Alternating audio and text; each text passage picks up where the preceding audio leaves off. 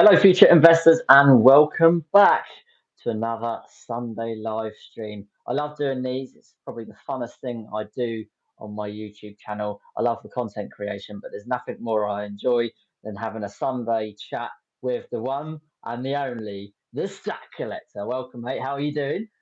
I'm doing well, mate. I'm slightly tired today, but I'm doing very well, and I'm very happy to be here. How are you, buddy? Oh, good, mate. Glad to hear you're all right, albeit a bit tired. I'll try and keep you going during the live stream. I'm feeling all right, actually. I'm feeling not tired for once. The last live stream we did, I was pretty knackered. So, yeah, it's obviously the other way around today. But yeah, everything's good. I wish I was stacking more precious metals at this current moment in time. I'm really trying to fill my coin capsule case, but I don't really have the finances to do that amongst saving for my buy-to-let at the moment. So I'm a little bit disappointed that I can't really do that at the moment. But yeah, other than that, everything's good. I've just seen that we've already got people joining the live stream. So welcome, guys. And yeah, big shout out to Stephen. Thanks for joining the live stream, mate. But how about yourself? How's your stacking going? I can see you've got lots of coins, and I love seeing your bullion coin increase in your stack, because I know you're more of a collector, but I love seeing your actual investment stack get bigger. Well, I'm kind of cheating, Future, because it's not all bullion. What I've done is I've put a few of my older silver coins in capsules too. So okay. there is some new bullion in there. It is coming up. I'm way ahead of where my minimum bullion would be. Just see, we've got Stephen, Lee Proler, and Candy Floss King in the comments. So I just want to say hello to all three of them. At least put all right, ladies. Yeah. Love it. You always count on Lee for his classic banter, that's for sure. You definitely can. You definitely can. It's great to have Lee come along with the comments. It's a lot. Yeah, I'm going to be honest with you. I was going to be saying this soon myself. I am going to be buying a lot less silver going forwards for a little while, I think. I'm going to be honest, because I want to be honest with people. I know a lot of people aren't like this when we've got a channel, but I'm starting to feel financials getting a little bit tighter. It's I've got a lot of expenses going off at the house at the moment, so I'm going to be buying a little bit less silver than I have been the beginning half of the year. Spent a lot more than what I intended to this first half because of approved coins I've bought.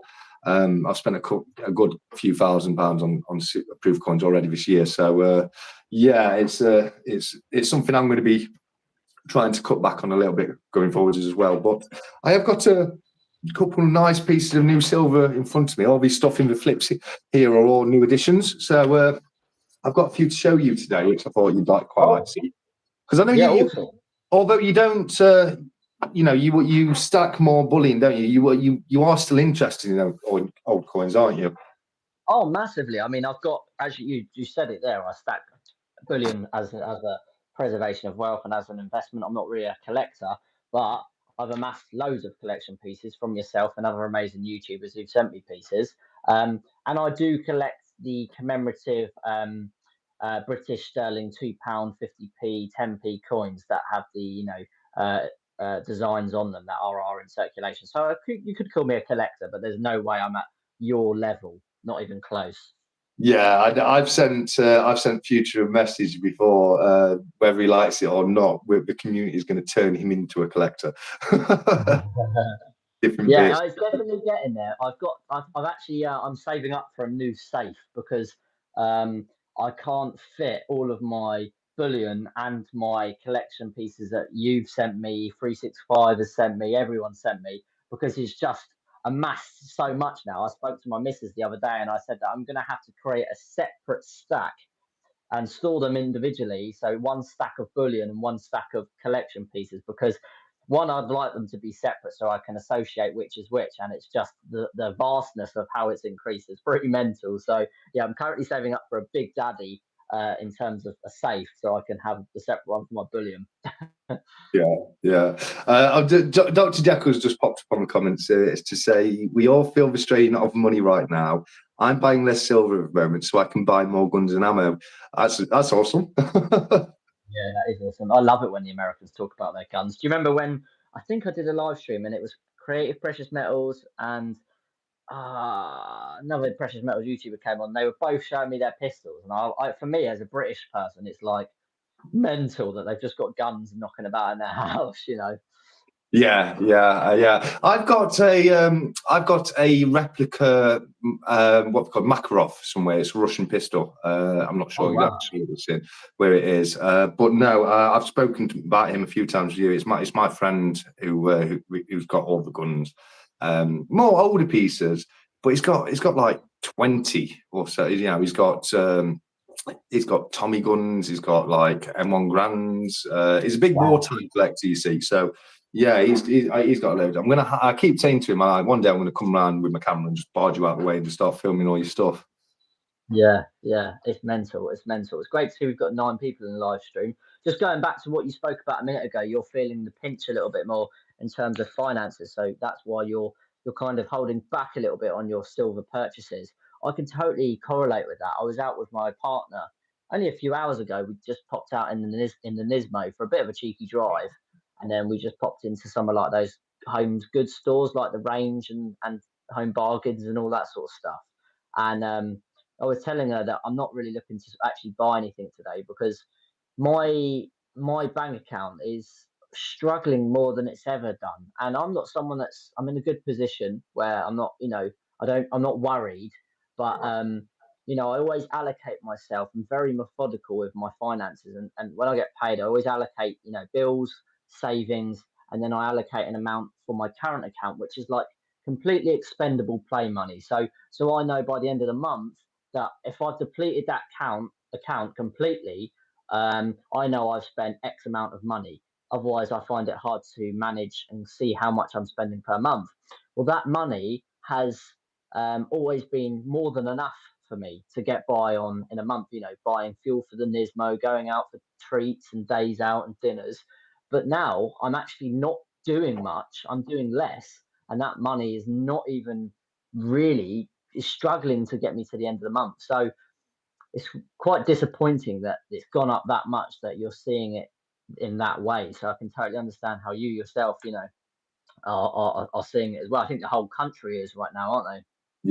Yeah. There's a cost of living going off at the moment. Everything's going up. I don't know what, a lot of people will be absolutely fine and will surf through it without even noticing. But I want to be honest about these things and make it realistic, so people know that it's not all candy cane and roses. Sometimes even as guys who are creators, feel the pinch, and it's completely normal. Yeah, no, absolutely. We're people that you would probably be able to say, as we're content creators of precious metals and collectibles, it's our genre is finances, so that's what a topic that we're well invested in and knowledgeable about, and hopefully we're decent with.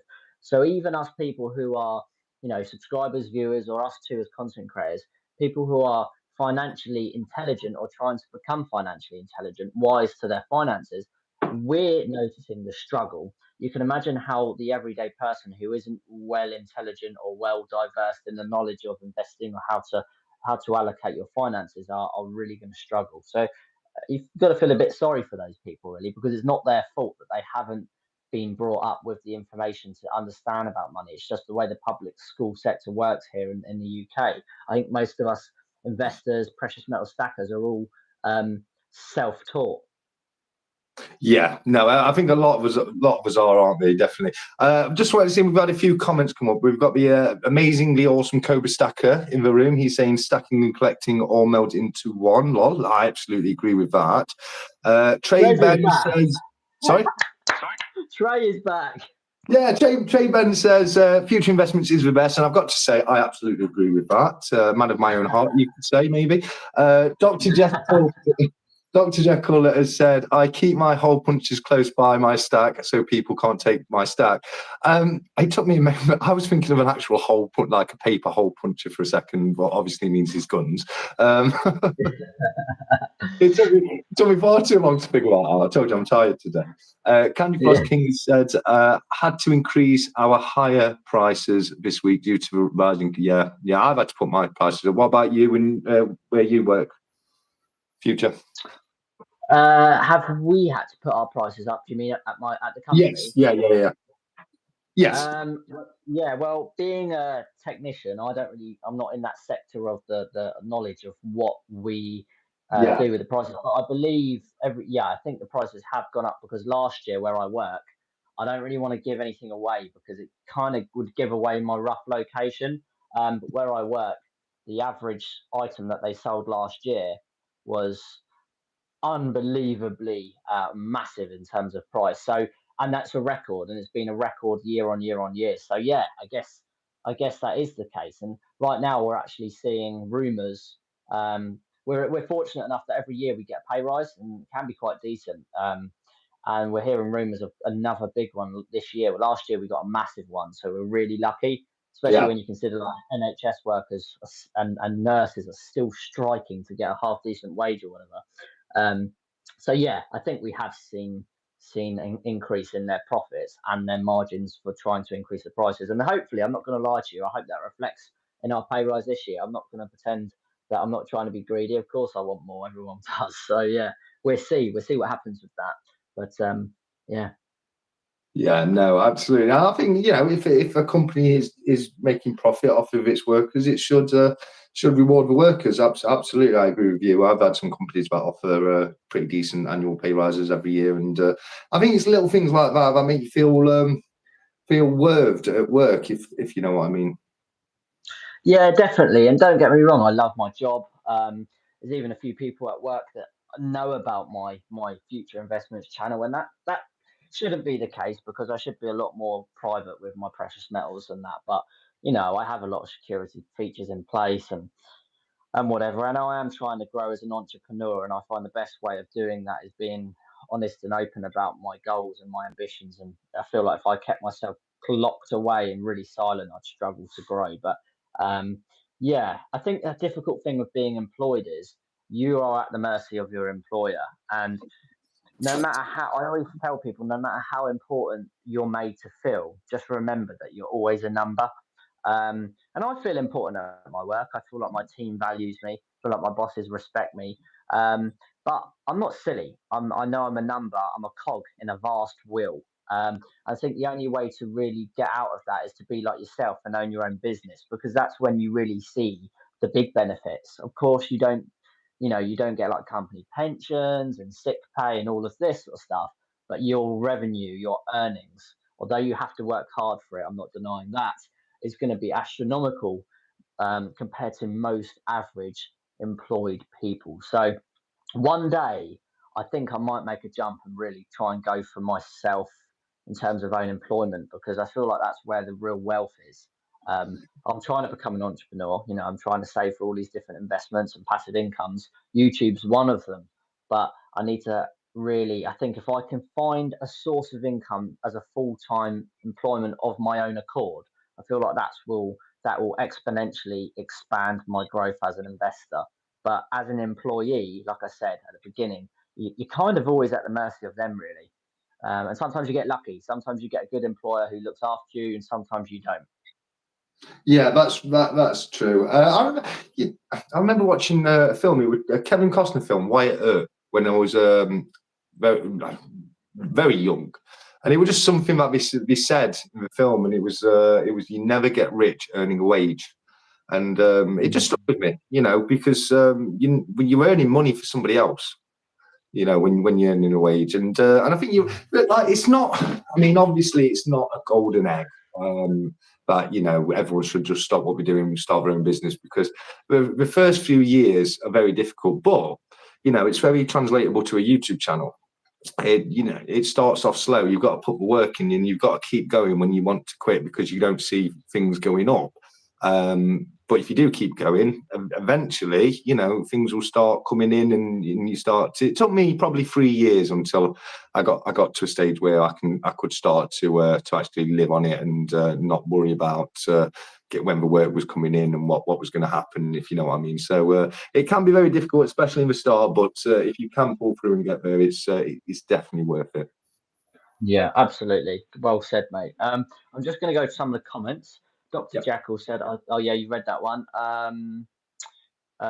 Candy Floss King has said, had to increase our higher prices this week due to rising costs. That's the problem. It's a knock-on effect. Definitely, there's companies out there that are probably increasing it because they're or maybe they don't need to, and their reasons are, well, everyone else is doing it, so we might as well keep in line. And that's a problem with inflation. But like we've just seen with the Candy Floss King, they're having to increase their prices because of the rising costs, and it's just a snowball effect. Stephen said, I'm buying next week, probably some 1 ounce silver bars. That's awesome. I've actually got some 1 ounce silver bars right below the camera, which I'm going to show on shot in a bit. And I want to actually get some more 1 ounce bars. I like them because they don't tarnish, or mine have never seemed to tarnish. Whereas I've got all my Britannias and they've milk spotted, they've gone cloudy, and it winds me up. And I'm still going to collect them and stack them to fill my case. But I'm thinking what I might do is I might complete the bottom row, which holds 8 coin capsules each, or probably 7 silver bars. I'm going to complete like 1 row of silver bars of 1 ounce, I think. So yeah, great to hear that you're wanting to buy some more 1 ounce silver bars. Cobra Stacker is in the comments replying to people. Dr. Jekyll said, I live in the States. I have to keep them for obvious reasons. Yep, for sure. Stephen said, Future Investments. I sent you a picture of my 50 1 ounce silver moon and the lion bars. I hope you got a chance to see them. Where did you send me a picture? Was it on email or Instagram? And how long ago was it? I haven't actually been on my Instagram at all today, and I haven't checked my emails, so I'll check them after the live stream. But I would absolutely love to see that. I'd definitely like to buy some off you, that's for sure. I've only got 2, and I want more. Cobra Stacker said prices have gone up in the security industry. Oh, that's interesting as well. I mean, I can't say I'm surprised, but it's interesting that it's hit that industry as well. I assume that means, Cobra, you've had to increase your prices to keep in line with your profit margins. Dr. Jekyll said, I typically stack generics, but I think my next purchase will be currency. Any suggestions as to which might be the best? I don't particularly like American Silver Eagles due to the premiums attached. Yeah, good question. I typically stack generics, but I think my next purchase will be currency as a suggestion. What do you think, the Stack Collector, on that? I mean, yeah, okay. So is he? By currency, does he mean numismatics? This is what I'm trying to work out. Yes, yeah. Because numismatically, I'll show you what I've picked up recently. I mean, this is a absolutely stunning coin, and one that, come on, it's not. Well, I do hate how it doesn't focus on lives. No, that's what's known as a standing Britannia. Okay. But it's a really, really beautiful coin. It's got Britannia standing up with the trident in one eye and shield in the other in the waves. But unfortunately, because my lighting's not great, it's not wanting to focus on it, I'm afraid. But let me see if I can. But they're a good, old. For us over here, old pre-decimal is a great choice. It's not going to be the greatest choice for yourself, Dr. Jekyll, because you're in the States. The amount of premium you'll be paying on UK coins is kind of like what we pay on constitutional American coins. Which did you say you didn't want to do again? Was it Silver? Yeah. Silver Eagles. Okay, so if you're not wanting to do Silver Eagles, then maybe something like a peace dollar or a Morgan dollar. They're a nice size coin, close to 1 ounce. And okay, he said he's found some decent prices for Canadian maple leafs and Austrian Philharmonics. The maple's probably your better bet for an investment because they're a lot more popular than the Philharmonics. I'm a big fan of the Philharmonics, but generically, I would say that the maples would probably be the better bet in an investment wise going forward because they'll be more sought after for people wanting to buy them off you. Would you agree with that, Future? Yeah, definitely. Yeah,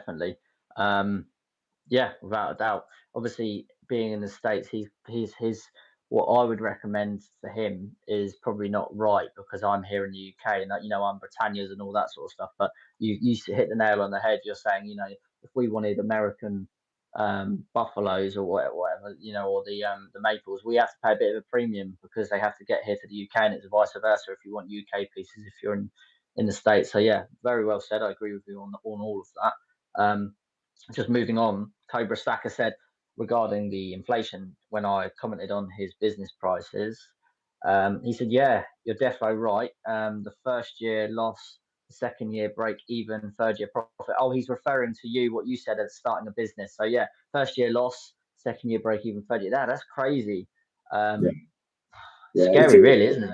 Well, it is the truth, and the thing is, it's the old saying: you've got to speculate to accumulate. You've got to give for those first couple of years, and the third year when you're in profit, you're probably not going to make as much profit as what you would have made on your wage. But after that, that's when it starts to change, and you start to really see things change.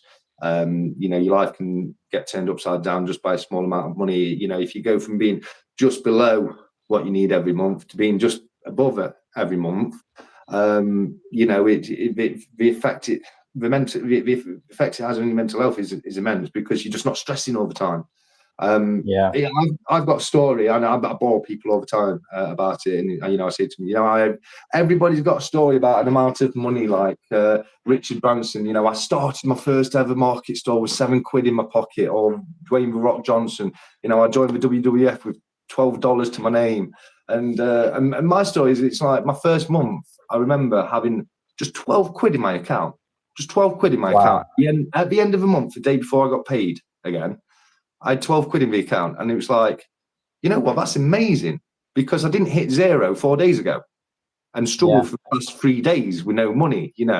Very often some people can be, you buy your last lot of shopping, you put your last bit of petrol in, see through, and then that's your money gone.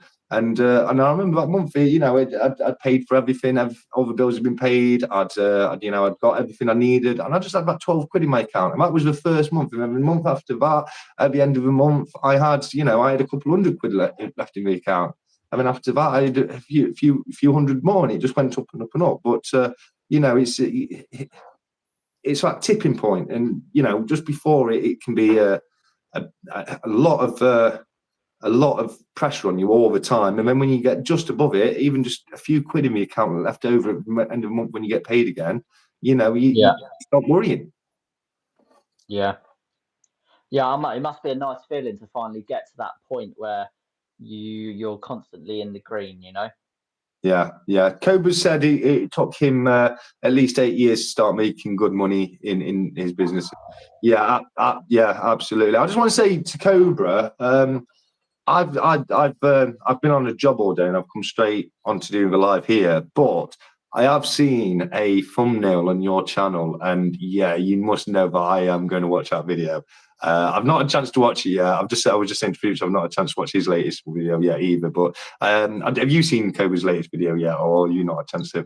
No, I haven't actually been on YouTube today, and yesterday I wasn't on much either. I filmed, quickly uploaded a video and promoted it, but I didn't have time to catch up on anyone's videos really. So I've got you, the Stack Collector, and a couple of the other guys to catch up on. Yeah, well, I've seen it's a new kind of capsule he's got, and all I've seen on it is you can't see it. It's got the engraving from the One Ring of Power round the capsule, and it looks absolutely incredible. So as soon as I get a chance to, Cobra, I'm gonna watch that video straight away. It looks awesome. I'm probably gonna buy out those capsules. Yeah, that's awesome. Is that in the backdrop of your video, in the far right, in front of the Jack Daniels 365 mascot? Is that silver bullion, or is that numismatic pieces? Because I know you said you put numismatic pieces in cash. Yeah, it's a lot of it's mostly bullion. They're all numismatic. That's bullion. That's not. I think most of these are bullion. That's bullion. No, that's not.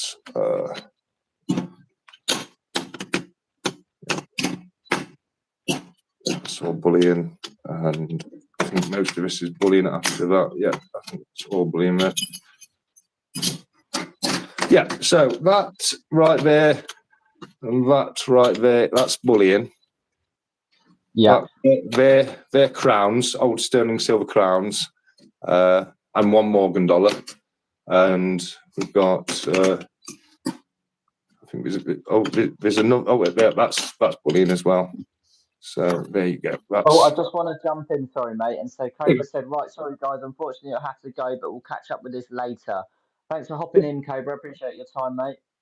Yeah, absolutely. Great to see you here, Cobra, bro. It's a pleasure to have you, mate. And I'll speak to you soon, buddy.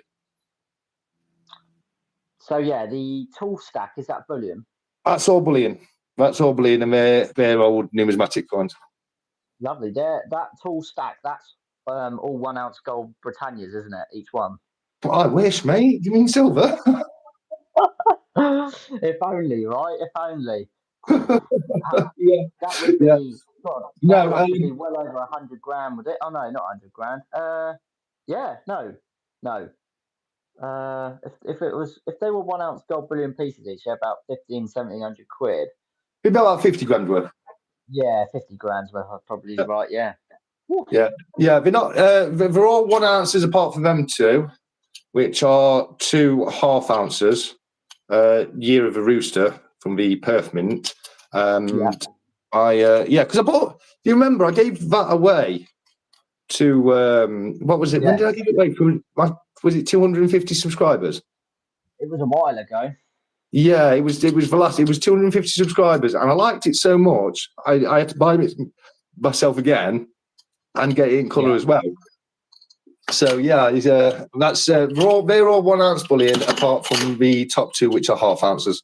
And of course, you don't forget there's free Bullion in the pyramid as well. Yes, I can see the Perth Mint Dragon Bar in the background. How many of those do you have now? Right, actually, I have a few because I bought some off Cobra. So awesome. Yeah. I think I've got 3 coming off Cobra, and so that'll put me on 4. I'll have 18, 19, 20, 23, and one of the other years as well. That's awesome to know, because I want some of the dragons, but I don't know whether to get like one of each of the years or just buy 2 or 3 or 4 of the ones I like.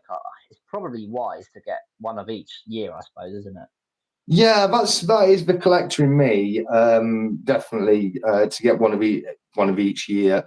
Absolutely, I like to diversify things like that. So and I'm going to be getting multiples of the Britannia. So I like to, like with the Kookaburras, I want to get one of each year of them, and other foreign bullions.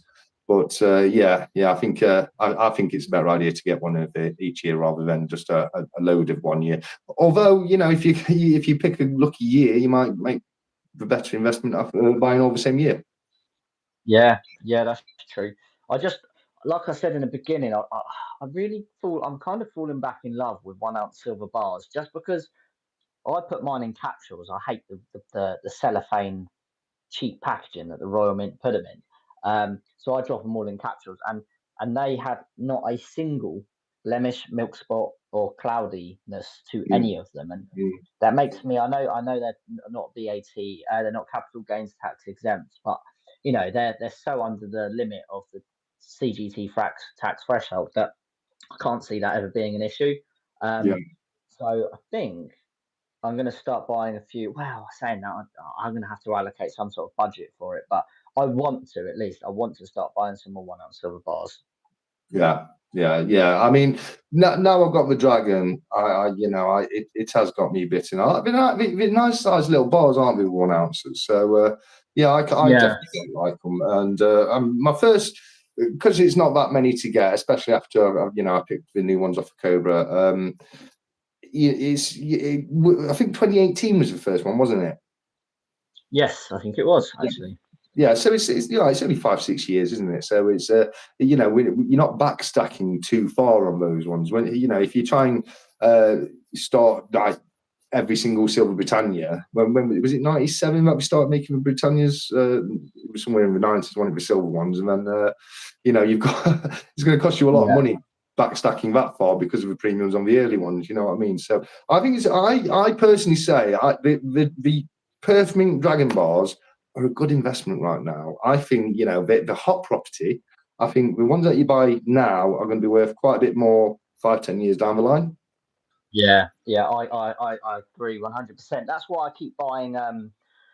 like when I do buy 1 ounce silver Britannias, I'm still buying the Queen because I feel like they're going to have so much of a premium on because they're going to be desired. You know, the King Charles ones being crownless, they're so bland, they're so meh for me. I Yeah. couldn't take it or leave it, but the And Queen also, ones are just, yeah, sorry, I was just going to say, and also he's just not that popular. yeah. You know, people just don't like him as much as they like Queen Elizabeth. Yeah, no, you're right. I mean, personally, he's never given me a reason yet to dislike him particularly. I can't say I'm following him avidly. I'm absolutely not. But you know how he's been only a king for a year or not even a year.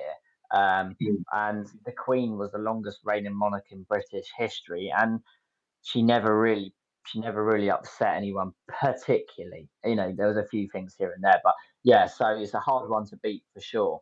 And Yeah, the Royal Mint coming out with a crownless Charles, he's not exactly a Brad Pitt, so it's not the most inviting coin to buy anyway. yeah, Having said that, the Coronation Britannias, I really like them. With his crowned piece, as that's got me. I haven't actually gotten it yet, but I can't lie, I actually do want some because again, like you mentioned earlier, I think a few years down the line, especially as they're a limited mintage, although I don't know the mintage amount, I think they'd be desired. Maybe have a little bit of a premium on, a bit like the 1 ounce Una and the Lion bars do. If you try and yeah. get some of them now, you're paying a fair premium on top of what would be the spot price for those. Yeah, yeah. With the mintage figures, the one with the standard Britannia was 200,000, and the one with the King Charles cipher was 150,000 on the mintage. Right. So yeah, So not a lot. yeah, yeah. No, not a huge amount, not a huge amount. And you know, it's good you brought up the Una and the Lion Bar because I think that's kind of what you're looking at with the Dragons. You know, a similar kind of increase on the investment. It is a stunning bar, isn't it? Look at it, it's gorgeous. I do need to get myself one. I really do. Shall I do a face reveal in it? See if I can get a face reveal. Yeah, yeah. But yeah, they are the dragon bars. I've got to get some in the stack. Yeah, no, yeah, absolutely, you do. And I have to get a Una and the Lion as well. I might have to ping Cobra a message and see if he'll sell me a couple, even if he wangs a little premium on top. I don't mind. Yeah, I definitely recommend it. He and to let people know, Cobra has said if you are looking to purchase any of his items, let him know. He may not be something he's wanting to sell, but he's looking to refine his stack, and he's done the full stack reveal, and he has said if anyone sees anything in that, because I bought the Lord of the Rings coin from him from that as well. So if you do, it definitely. I know he's got plenty of the 2023s. I think I'm pretty safe in saying that I think he'll have one of those at least to sell you. But definitely ping him a message and see what he's saying, because he has said it publicly on his video that he's willing to accept offers on coins. Yeah, that's good to know. I did watch that in his live, and he did mention that. Just going back to the comments,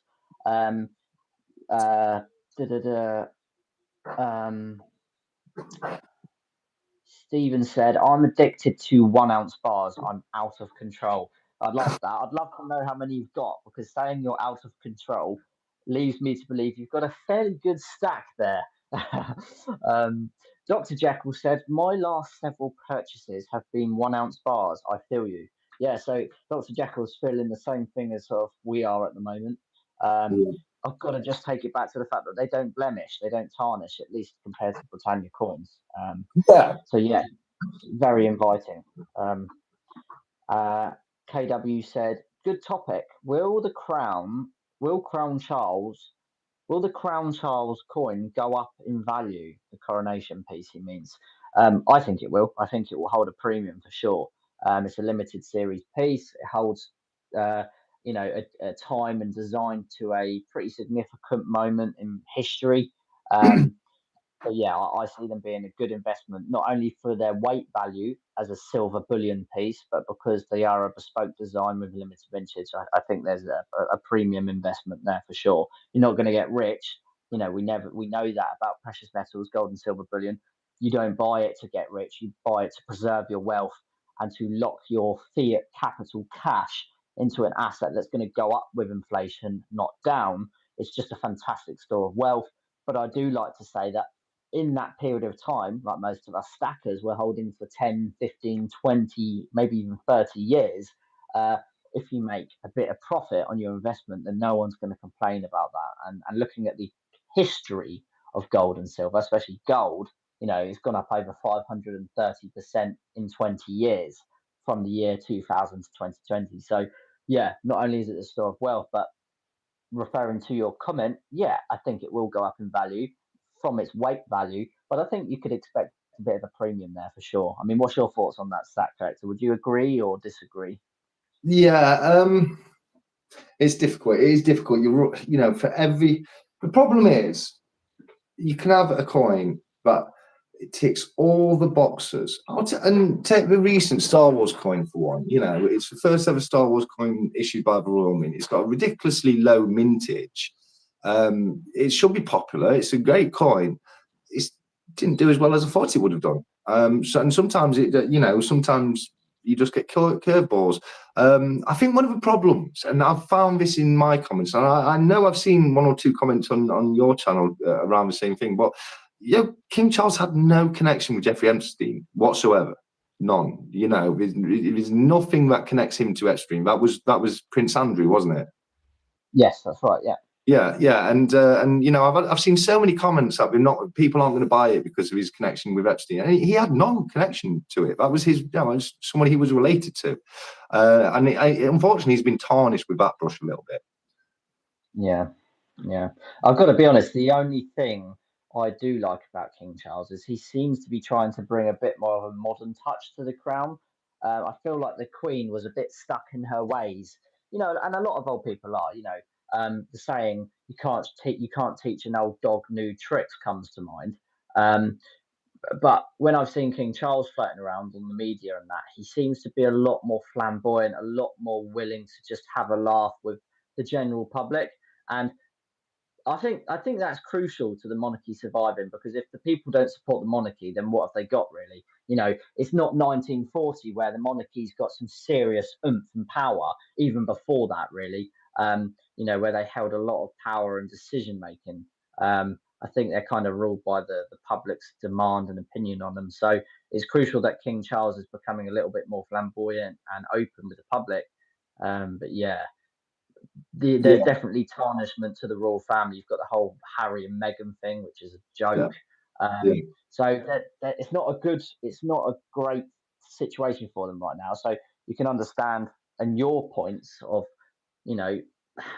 talking about the Star Wars coins, it could possibly affect the coronation coins as well. I could be wrong. It could not be desired in the future. So who knows? Yeah, and that's what I mean.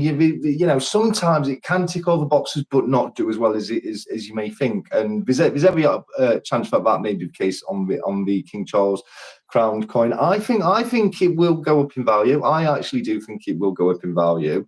I don't see it as being anything that somebody has to have particularly too much for the next few years. But in 10 years' time, it might be one of those that it's for coronation coin. I need it for collection. The only way to buy it now is to pay what people are asking, because if I don't pay them what they want, I can't get one anywhere. Yeah, that's true. Actually, I think that's the case with the Una and the Lion bars. I don't believe, and please correct me in the comments or you if I'm wrong, but they're not made anymore by Bullion, by the Royal Mint. So it's that classic example of demand. If the demand is higher than the amount there is, then the price goes up. If the demand's lower and there's a vast majority of them, then the price goes down. So I think that's probably why Una and the Lion fetches a bit of a premium now. Stephen said, you keep your hands off my Unas. I have 400 1-ounce bars. Holy moly. And there's me thinking I'm good with my 5 1-ounce bars. Just one, Stephen. Just one. Please, just one. Yeah. I only want a couple more. I'd like to have like 5, Yeah. No, that's I mean, that's incredible. What a wise decision to make when you bought those, Stephen, because you know, the return you've seen on them already, you've made a great profit on them. Well done. Yeah, what would you say the average Una and the Lime 1 ounce bar goes for? £30? Maybe a bit more? No chance. Last time I looked, because I want one, it was about 60 quid. Whoa, I'm well out there. 60 quid. Yeah. You can't even get a brand new bullion coin for 1 ounce bullion from Roman for 30 quid nowadays. Well, let's be conservative just for the sake of underballing it. I'm going to work out how much his 400 bars are worth. I've done 50 quid just to be conservative. Say he's bought them off the Silver Forum or something. That is, if he's got 400 1 ounce, for example, Una and the Lion bars. If he bought them all at £50 a pop, that's cost him 20 grand. Yeah. Okay, so you have got one to buy it now at 40 plus 375 POTUS, so 43.75. Starting bids, the bids start at 30. It looks okay, 43. Then you got another one here at 56. Wow. So I'm saying you're looking between 40 and 60 quid realistically. Here we go. Look, so 1 ounce Una line 62.28, 61.35, 74.57, 66.06, 66.06. So once you've got rid of those 2 or 3 that you know, going at 43, buy it now. Those ones at bids will probably go around 40, 45 quid. Once they've gone, again, you're left with a 60 quidders. So I think 50 quid's a very conservative amount. It's you know, it's smack in the bottom middle of what we're going for. So I think that's you know, that's a fair amount. So yes, very, very good investment. Wow, I wish I bought some more. Holy moly! Yeah, the Candy Floss King has said £40 plus on eBay. So pretty much exactly what we've just said there, Candy Floss King. Yeah, absolutely. But yeah, no, you should have bought more, and I should have bought some. Yeah, I suppose it shows, doesn't it? Hindsight's a wonderful thing. I mean, I bought those when I first started investing, and they were the first 1 ounce silver bar I ever bought. And you know, you was nervous at the time investing in that, and you don't know what to do. I can't remember what I paid. I think I might have paid about £27 for them. And this is about 3 years ago. So from the Royal Mint, that is, as well. So good price at the time. If I hadn't known what they were worth now. Oh, sorry, mate. I was Stephen paid £23-ish each. Wow. Yeah, he's done well there, hasn't he? And that's what I'm talking about. You know, it's the thing is, on your standard generic bullions, you're probably not ever going to find that one of those will do that, because they're minted in the millions. You know, there's not really any difference between a 2021 and 2022 except for the date on it. You know, the Union Line is a bullion bar, but because it's something that perhaps, you know, well, it's something that, you know, it's a lot more limited after 2021. You ain't buying one brand new, you're buying them from the secondary market. You know, things like that can do really well. They really can do well. I think that's, you know, if you can predict the, you know, something that's going to perform like the Union Line, that's when you'll do the best out of stacking. Yeah, definitely. If you've got a good sense of what might be to come, then there's definitely. Well, I mean, some people do that, don't they? They flip precious metals. And fair play, because some people do very well out of it. Actually, it's not for me personally. I'm not really interested in flipping, especially precious metals.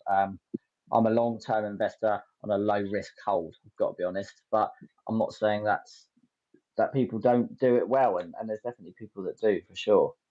Yeah, no, there absolutely is. Yeah, there are people that do really well. And I'm like you, mate. I'm not, you know, I'm not in it to flip. I'm in it to you know, to build a bigger and better collection. You know, I'd really like to one day have a, you know, a proper serious collection. I've got a nice collection, don't get me wrong, but compared to some of the collections out there, I'm not even in the game. So you know, I'd like to. I'm doing this year's silver. I'm going hard on silver this year, and I think next year I'm going to go hard on gold and get a few sovereigns and ducats and other items in. Yeah, I'm going to be honest with you. I really miss buying and filling up my investment stack of gold and silver. Yeah.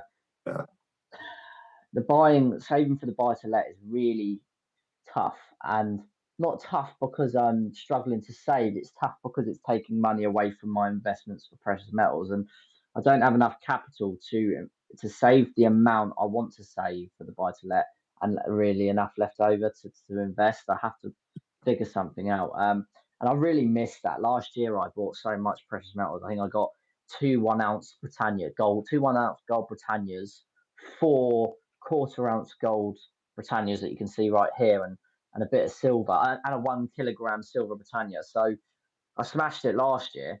But now this year's kind of been really lackluster because of the other investments. But I mean, I suppose that's the thing, isn't it, with investing and goals and being ambitious? That's where people fail, and you could use YouTube as an example. Everyone wants to have a YouTube channel to build up enough to be monetized.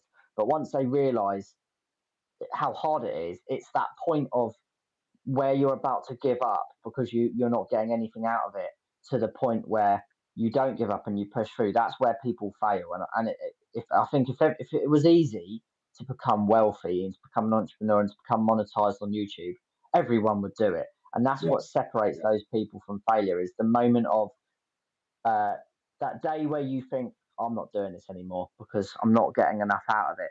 That's the difference between the mindset of someone who's going to succeed and not. And it's hard, I sometimes think, shall I stop saving for this buy to let and just dump thousands onto gold because I believe in it so much? But I've got to stay true to my ambition and my goal, because that's where that point of failure will come. And if I don't sacrifice something now, how am I going to step forward in the future? But I've got to be honest, I really miss stacking and building up that stack. I'm lucky that Tavex Bullion keeps sending me pieces to review, because it keeps me fresh and I get to hold all of these new exciting pieces. So I'm not completely out of it, but yeah.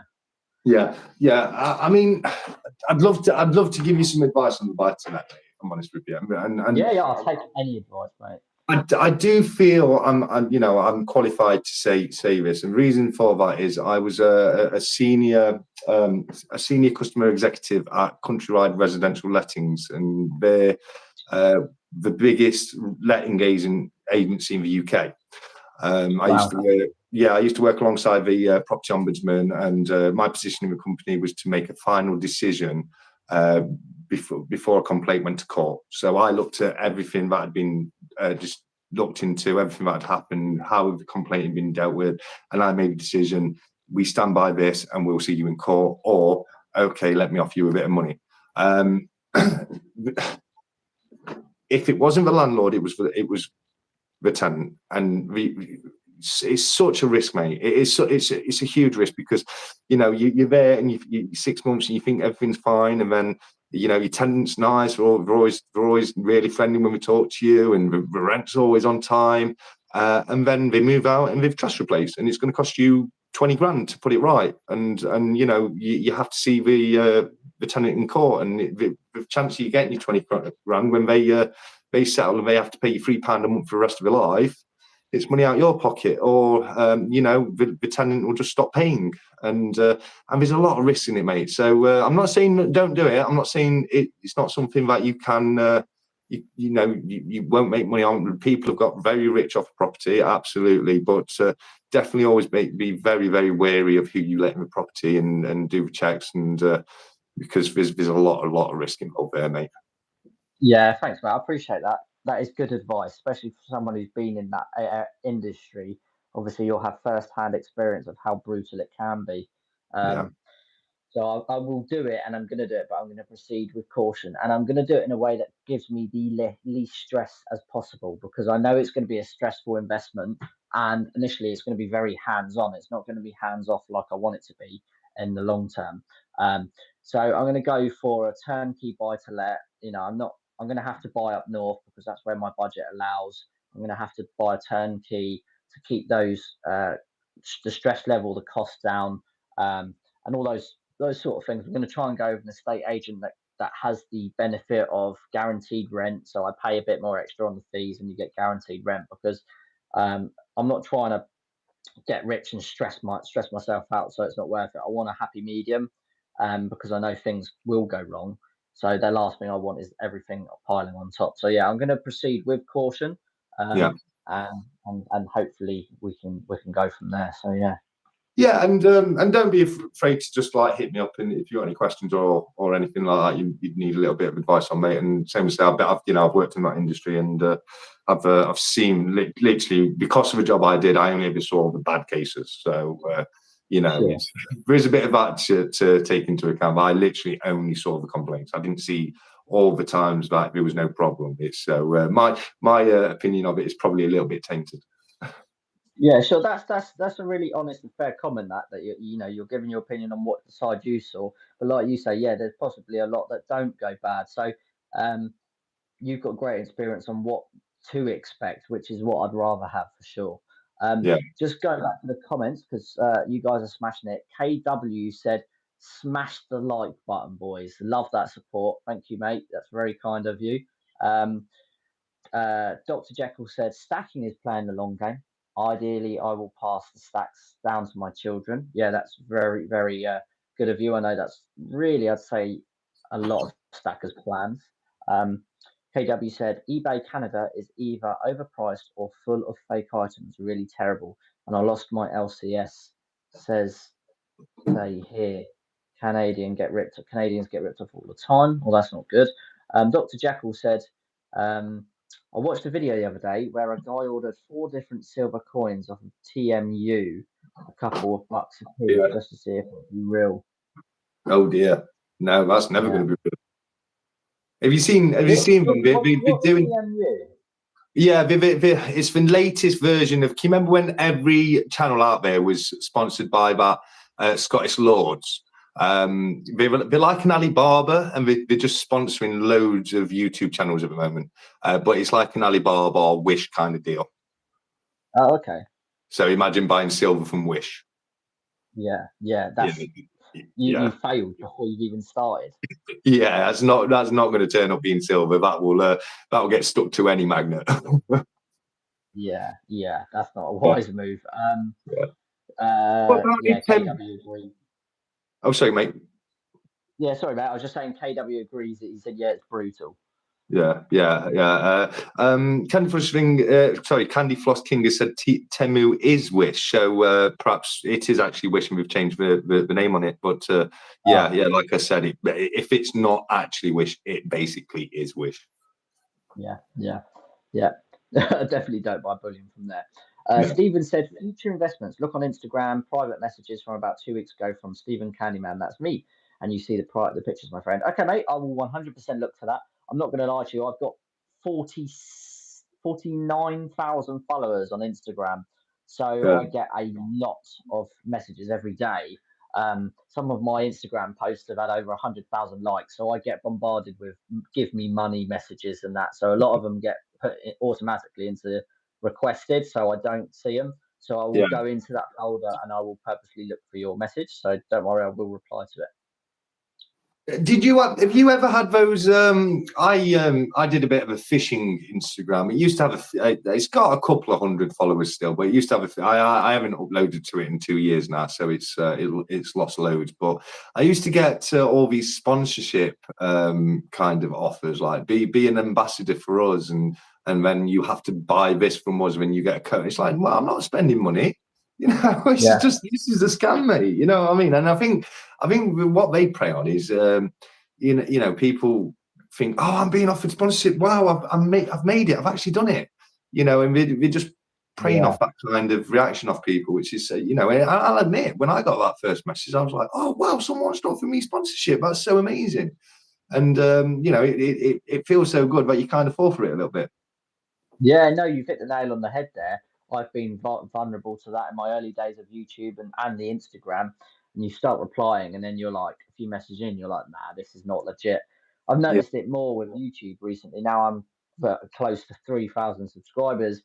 My emails, I'd say at least once a week, I get a promotion email saying, You know, we're a bullion dealer here and here and there, and I just don't feel comfortable with it. Some of them are very, very skeptical. I did get one the other day that was genuine because I looked up their bullion dealership online and it seemed completely genuine. But I'm not. I've got such a good thing going with Tavex Bullion. I'm not in a contract or anything. I can completely do free range what I want, but it has to be a good offer for me to actually even consider really. But yeah, you do get a lot of the fake ones for sure.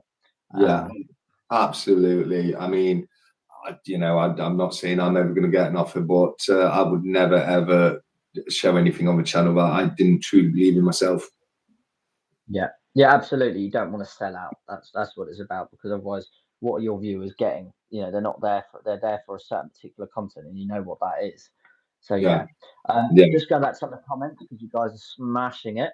Don't forget to hit that like button. We've got 15 people watching now, so nice viewing numbers. Ray said, "Do you think silver Britannias with different privy marks are worth the extra premiums?" I've got a few of the 2014 Britannia privy horse coins, and notice Atkinson's want £40 for them. What do you think? I don't know what he means by privy. Do you know what he means, Stack Collector? I've got a few coins with a privy mark on them. Where's that? Let me show you something quick. And here, got it. Okay. But come on, phone. If I ever needed you to focus, it's now. Come on, phone, focus. You can do this. You can do this. Yay! So that right there is kind of a privy mark. You see that little? It turns out that's a bison. Yeah. That's actually a bison. I found out. Cranky Stacker let me know that. But yeah, like a little tiny mark on it like that would be like a privy mark. I've got the 2019 50p with privy mark on it, and yeah, they can pop a fair old premium onto the coin, things like that. I've not seen the 2014 he's referring to in the comment. But yeah, and you'd normally find things like that. They do pop a little bit of a premium on, and I think he said that Atkinson's were wanting £40 for them. So yeah, I think that's the kind of thing that's going to make a coin worth a little bit more than a standard bullion going forward. Right, interesting, very interesting. Dr. Jekyll said, "Yep, wish got you what you ordered. The Candy Floss King A, and sometimes a nice rock instead of a PS5. I assume he's replying to a comment there. KW said, Ray, silver maples have a higher premium with grizzly bears and four-leaf clovers, etc. My online dealer sells them for about $10 more. Wow, so some big premiums on those. Dr. Jekyll said, I love that Canadian coins minted are 4 9s and not 3 like American. Yeah, I wouldn't personally, just me, I wouldn't buy any 3 9s. I'm more like 4 9s fine. Let's see if this. I'm sure Britannia's only 3. Yeah. Are they not 4? No, Britannia. Ours are 3 9. There's not a big difference between 3 9 and 4 9. So this has 999.9. Is that not 4 9s? Oh, sorry. Yeah, no, I'm talking about silver. Ah, okay, silver. Yeah. Yeah. So the silver Britannias are 3 9 silver instead of 4 9 silver. I assume the gold is 4 9. Then I don't own a gold Britannia to check. We've got to get you some gold Britannias, mate. I know you sent me a proof one. I've got it over here actually. I'm gonna have to save up, and one day when I make it big time on YouTube, send you a cheeky quarter ounce, because we can't not have you having any gold in your stack, mate. Yeah. No, well, the thing is, I've kind of gone more sovereign, haven't I, right now? And although I was going to look at quarter ounce Brits like what you've got there, I think my first few at least will be sobs. Yeah, you're a history man as well. I mean, I am, but in terms of collections, you really love the history involved pieces. So I can see how you would be more of a sovereign man over maybe Britannia's, maybe even Krugerrands. Would you consider Krugerrands? Definitely, I'd love a Krug. A Ducat. I'd like it. I'd get probably at least 1 quarter ounce Brit, just to have one in the stack / collection. And after I've got a few solves, I'll probably then look to pick a few Brits up and other things. You know, I like to build a little bit of a base of one thing and then start to look to get others. Like beginning of the year, I was only really buying Silver Britannias. And recently, I've bought a few like different other ones, like the Dragon Bar and that, that kind of thing. I bought myself a Morgan dollar. Obviously, Cranky sent the peace dollars out. So I am looking. I do like to get a little base of one thing and then look to branch out and diversify a little bit more after that. Yeah, nice, absolutely. Just looking at the comments, you guys are chatting about the 4 9s and the privy marks. Yeah. Ray says the horse privy mark is located on the rim of the coin, so it might actually be worth checking in case you have one you didn't realise. And that's news to me, Ray. I never realised it was on the. That's where it was. So thank you very much for letting us know that. I will be checking all my bullion from now on for a horse privy. Yeah, that's interesting to know. Moving on onto a topic of YouTube. The reason I'm doing this is because as I'm looking at my laptop, I always have it on in the background so I can read the comments properly. It's got one of my people I subscribe to. Her name's Nisha. She's a finance YouTuber and she's a banker in London. And she reminds me of myself, although she seems to be far more ahead than I am financially, but the same mindset. And that's why I love the videos, because it reiterates in my mind what I'm trying to achieve by just hearing what my thoughts in her videos and learning stuff that she's obviously done. And she's a banker, and she's really creates really good content on how to become wealthy, how to invest, and all this sort of stuff, but in really simple, logical format, no fluff. Excuse me. I don't know if you've ever seen it, but it might not be up your street, but yeah, if anyone's watching, it's really interesting content. If you're someone that's trying to become a bit of an entrepreneur or how to utilize your finances better, and I think there is a lot of people out there that are, with the way things are going, inflation and that. And I've actually seen an increase in my YouTube channel analytics on terms of my views and my subscribers the last month. Maybe because of a bit of content change, I have changed a few things, but it could also be because of the inflation and the cost of living crisis, especially here in the UK. Maybe people are looking more about how to do their finances now, and where else to turn, where better to turn than YouTube. It's free content and you can actually find some good advice. Yeah, no, definitely. I used to watch a channel called Mama Furfur. She's a Scottish lady, very relatable, down to earth, very similar to what you were saying with Nisha. She has since changed the name of the channel to be something a little bit more professional than Mama Furfur. But I think her name's Jennifer something. So I'll try and remind myself of what that was and let people know in a comment on this video or something. But she was very similar, and that was one of the videos I started watching. It was her videos that taught me about match betting, which is something I did last year, which I've recommended before that people look into if they haven't. Yeah, it's just a way of getting a little bit of free cash by cheating a system. Yeah, I have heard about match betting. Did you do quite well out of it, or? I think I got about 400 or 500 quid out of it. Then it wasn't worth my time to get the rest. You have to be sitting there basically doing it as a job to make the money after that. But that first month or so where you work your way through the main offers, I mean, the only trick to it is it can get a little bit complicated.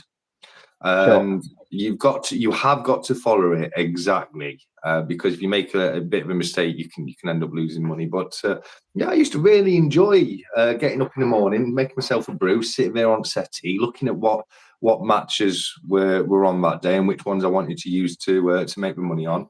And I'd set all the bets, come back home, and I'd have made a load of money. So it was a lot of fun. It's something I wish you could keep doing, but unfortunately it is it's because you're using sign-up offers. And once you've worked your way through all the sign-up offers, then it's pretty done. But it's definitely if you haven't signed up to betting sites like 365, Coral, Sky Bet, or all of them pretty much, they all offer a sign-up offer. Bet £10 and get £20 free in free bets. Bet £10, get £50 free in free bets. And it's those free bets that you're using to make the profit. If it wasn't for the free bets, the system wouldn't work. But because you're getting the bet for free, that's how you can guarantee that you're going to make a profit off it. Yeah, that's really interesting. I know someone who used to do it. I've never done it myself, but like I said earlier, I would like to try and find some more sources of more sources of income to help me on, maybe give me some more money to invest in precious metals. Maybe that might be an avenue to look at. I don't know, but yeah, it's interesting. Sorry? I was saying it's a few hundred free quid to add to the pot, mate. It's you could do it. The other thing is, unfortunately, you need quite a lot of money to lay the bets. So you might have to put 300 quid on to lay the bet because you're covering all. I used to use horses, and there's a lot of horses in a race. So and what you have to do, you have to bet on every possibility. So no matter what happens, one of your bets wins. So when you're doing horses, you've got to lay a lot of bets, and you could be putting a £10 bet on and a £300 lay, and you haven't got that £300 looking about to lay the bet, then you can't do it. So but you can start off with the cheap ones, smaller ones, and work your way up, and then when you get your pot of money getting bigger, you can do the big ones. Football don't cost as much because there's win, lose or draw. There is a cost element to do it because you need money to put in, but it is guaranteed, if you do it right. And it's something I definitely recommend that you give a go, Future. Just there's proper YouTube videos of people breaking the system down properly. And the one I used, which was called Odds Monkey, they have a really, really good tutorial on the website, and it pretty much does everything for you. The website even links directly to the betting sites, so it shows you what you need to do, but also gives you an option just to click a button and it does it for you. Right, so yeah, it sounds pretty interesting. I mean, I'm definitely gonna have to look into it for sure. The fact that you've done it and made some money is pretty good as well. Yeah, I mean, what sort of sports did you bet on? I mean, what aside from that, anyway, what sports would you prefer? Are you getting into something more often investments? What was your go-to sports? What do you mean? Just as playing, or? Yeah, I mean, are you a sportsman? What do you watch? I mean, I'm Formula One. I love F1. I can't get enough of it. I try and watch every race. Not into football. But I would watch the World Cup, or the Euros, but just because it's national, it's your country. But what about you? What do you have a go-to, or? I don't follow any sports like you with the tournaments, World Cups, Euros, that kind of thing. I'd definitely get involved for. I like to follow the national team. I have my own side that I like to see do well. I don't go and watch matches. I'll check in every few weeks, see how they're doing, that kind of thing. I used to be more of a player. I used to play in a 5-side league, and I played a few other sports in my time, long distance running, javelin, that kind of thing. I'm getting a bit too old nowadays. You get to a certain age, and your body starts to ache a little bit too much to partake in sports. But I don't. I think for me, it's more of a time thing. I don't have a lot of time to be watching sports, unfortunately.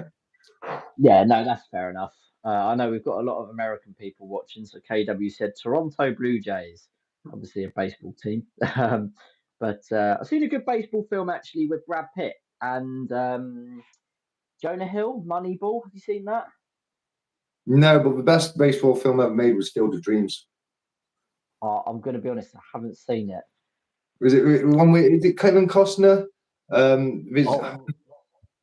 No, this. Okay, so this. So the best ever baseball film, best ever, is A League of Their Own. which is one that it's got Tom Hanks in it, and it's one that follows the female baseball players. After that, it's Field of Dreams. And Field of Dreams, he builds a baseball pitch, and he's like got a farm with loads of land. He builds a baseball pitch, and like all the dead greats come and play. Oh right, yeah. It sounds a bit weird, but it's actually a really good film. They're both really old films from like the 90s, but yeah, definitely worth watching, especially League of Their Own. I'd be interested. KW said Field of Dreams is a great movie. Has anybody seen? Has anybody watched League of Their Own? And what do you think of those guys?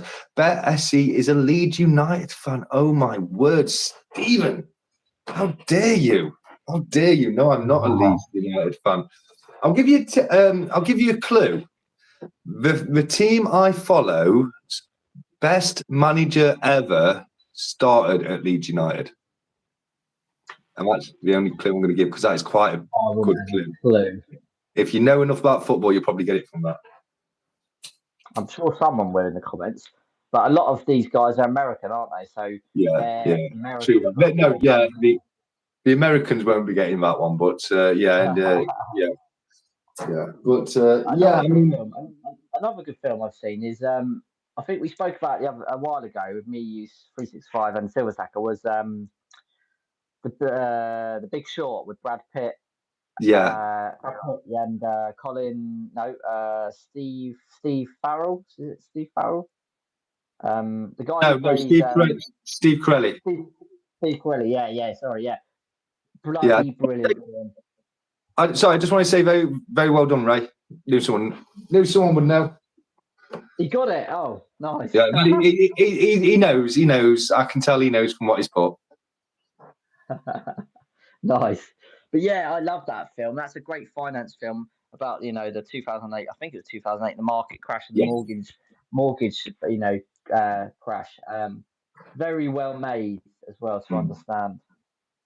Yeah. It's sorry, go on, mate. Sorry, go on, mate. Sorry, go no, on. Yeah, I was just going to say it does follow really well. Although it is a dramatization, it does, it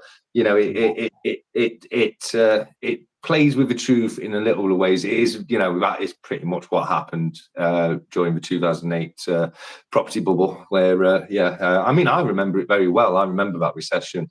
I was a young professional working in the insurance industry. And it was the first time I'd ever come across something like a recession as an adult. And it was an interesting time. And it was, and I can imagine a lot of young people right now will remember this cost of living, this crisis we're going through right now, going forward. Yeah, definitely. Another good film is the Gold film with Matthew McConaughey. I think it's just called Gold, actually. Have you seen that? No, I don't think I have. But I do like Matthew McConaughey. Yeah, he's brilliant. I'm just searching it up now. Gold, Matthew McConaughey. Yes, it's just called Gold. It's basically about this, he travels and he's a geologist. Well, he finds a geologist, and they find a gold location that's supposed to be rife for mining gold, and it's supposed to be undug. Okay. So, right.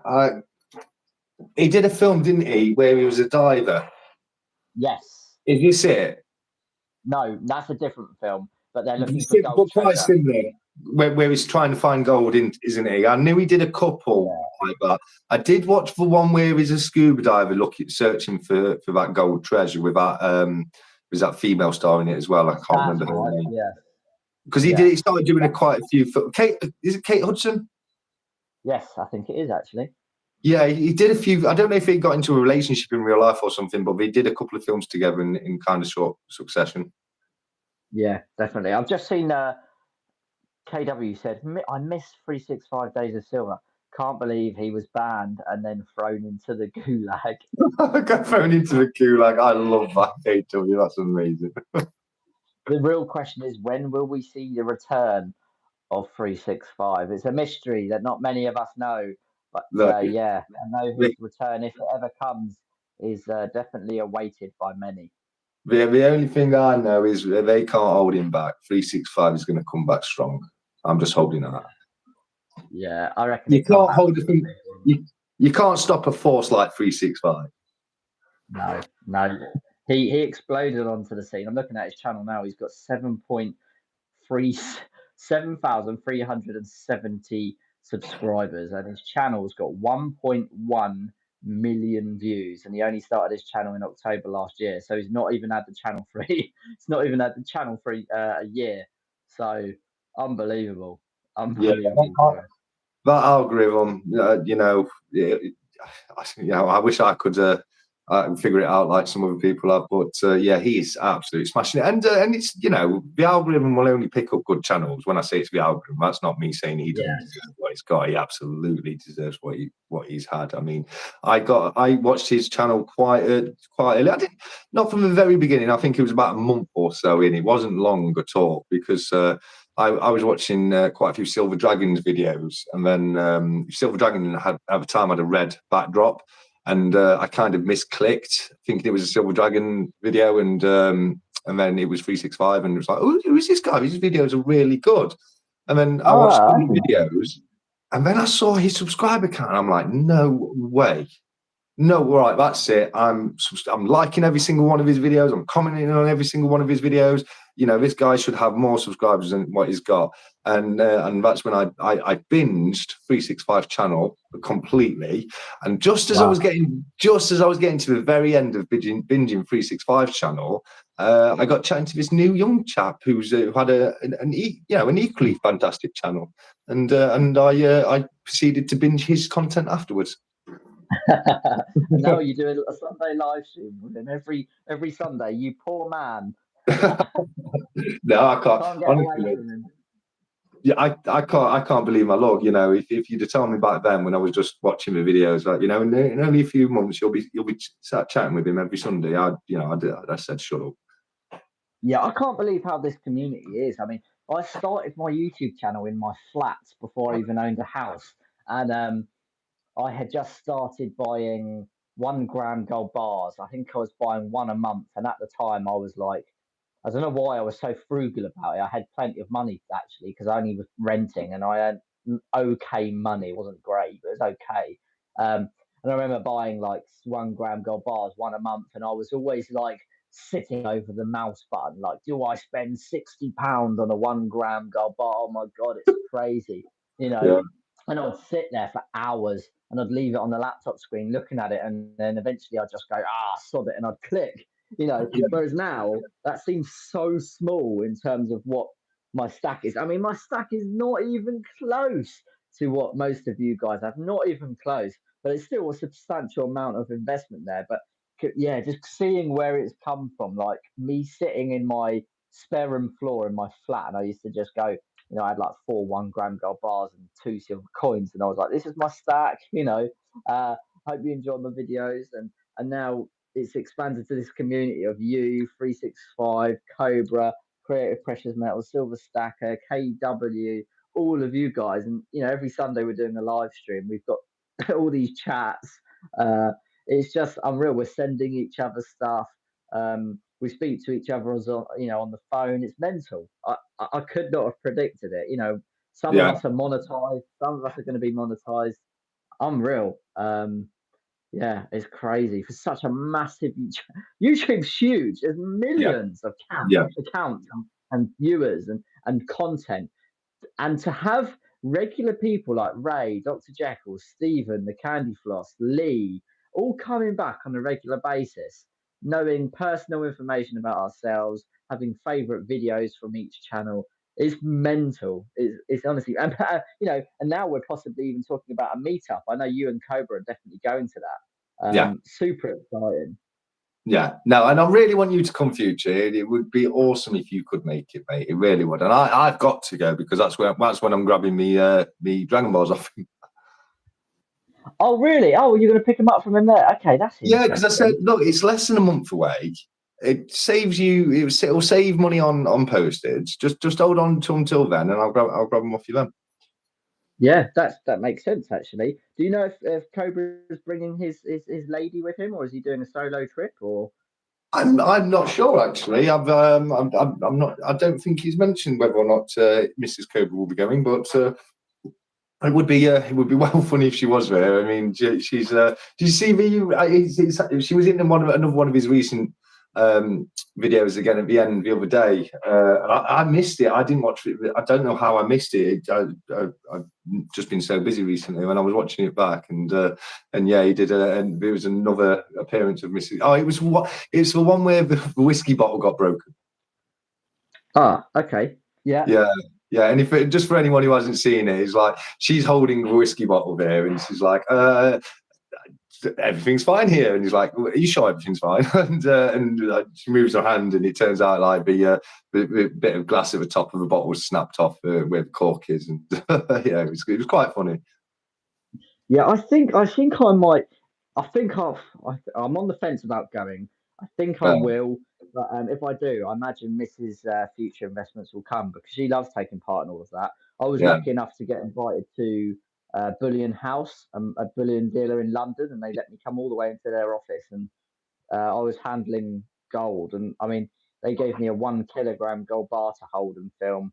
I've done a couple of videos on it, and that was a cool experience. And she came with me to that. She didn't come in the office because it was all professional, and I went in the suit, and I was trying to. That was actually the day I got monetized, actually. So I remember putting up a community post of me on the train. That was the 3rd of March. But yeah, she came to that. So I imagine if I do come to this coin show, Mrs. Future Investments will come. But do you know how big the coin show is? Is it a massive event, or I don't really know anything about it, to be honest. It's really big. I mean, I've never been to a coin fair, but I know what to expect because I used to do a market store, and it's just like any kind of antiques market or kind of like a car boot, but just for coins. Yeah. So that's what there'll be. There'll just be people with tables and stalls set up, and it'll just be a walk round. It'll probably be in quite a large room. I went to the photography convention we have at the NEC every year, and I imagine it's going to be something pretty similar to that, but just with coins on display. Yeah. Sorry, mate, go on. I was going to say, do you think there'd be gold and silver bullion on sale there? Yeah, I was actually answering your question as you asked it. There's going to be literally every kind of coin there. There's going to be numismatic bullion, gold, silver, copper, nickel, copper, bronze. There's going to be everything there, mate. There's going to be old coins, new coins, bars. That's why I'm really excited about going, because I'm going to be like a kid in a candy store just going around. But there'll be Britannias, there'll be Kookaburras, there'll be Cougarans, there'll be every single type of bullion you can think of, silver eagles, just everything, mate. Just pretty much everything. Yeah, funnily enough, I've got my 1 kilogram Britannia that I broke the caption on. I spoke to you briefly before we started the live, but I'll let everyone else know. I got a phone call from Cobra Stacker today, and he's offered to give me one of his capsules for the Kilo Britannia, which is super nice of him because I'm having a bit of a nightmare trying to find a capsule for that. So really nice of Cobra for that. But I was going to say, if he hadn't have offered that, I'm sure I would have been able to pick one up at the coin show. That would have been the perfect place. Yeah. We probably will have all different kind of capsules and all that. I just want to say very quickly, thank you guys. There's been some really nice comments to myself in the comments. Candy Floss King has just subbed my channel. KW put nice things too. So thank you everyone. Thank you for that. I massively appreciate that, Candy Floss King. It's awesome of you, mate. Yeah, that's really nice of you guys. We are trying to get the Stack Collector to the big number, 500 subscribers. Currently, you're at 472, which is actually very good considering you've only got 83 videos. So your ratio to subscribers to videos is really good. It means people enjoy your quality because you've got a lower amount of videos compared to a lot of people with that sort of sub level. So if you do want to subscribe to Stack Collector, you could be in for winning. It's a 1 ounce silver Britannia, isn't it? I believe. Yes. Well, what I've got a couple of. Sorry, I'm running away to get them. I've got a couple of prizes. It's the 1 ounce. Here's. Oh no, that's one of the wrong ones. But that'll do. It'll be a 1 ounce silver Britannia with the 2023 King Charles one. And also, somebody will be winning that, and somebody else will be winning both of these. brilliant uncirculated £5 and 50p coins from the coronation. They're non-silver, they're copper nickel, still sealed in packet, brilliant uncirculated. Or, as I say, a 1 ounce silver Britannia. So somebody will be winning both of those prizes. So there's going to be two winners. And it doesn't matter where you are in the world. I did put in the original video that I was only going to ship to the UK and offer a voucher to people abroad. But I've sent enough things abroad now, so I'm open up to. It doesn't matter where you are, anywhere in the world. If whoever wins will get the prizes sent out to them. Yeah, that's awesome. What a great prize. The Candy Floss King, who's just subscribed to your channel, Candy Floss King actually won my 1,000 giveaway for 1,000 subscribers. It was a 1 ounce silver Valiant coin from the Royal Mint.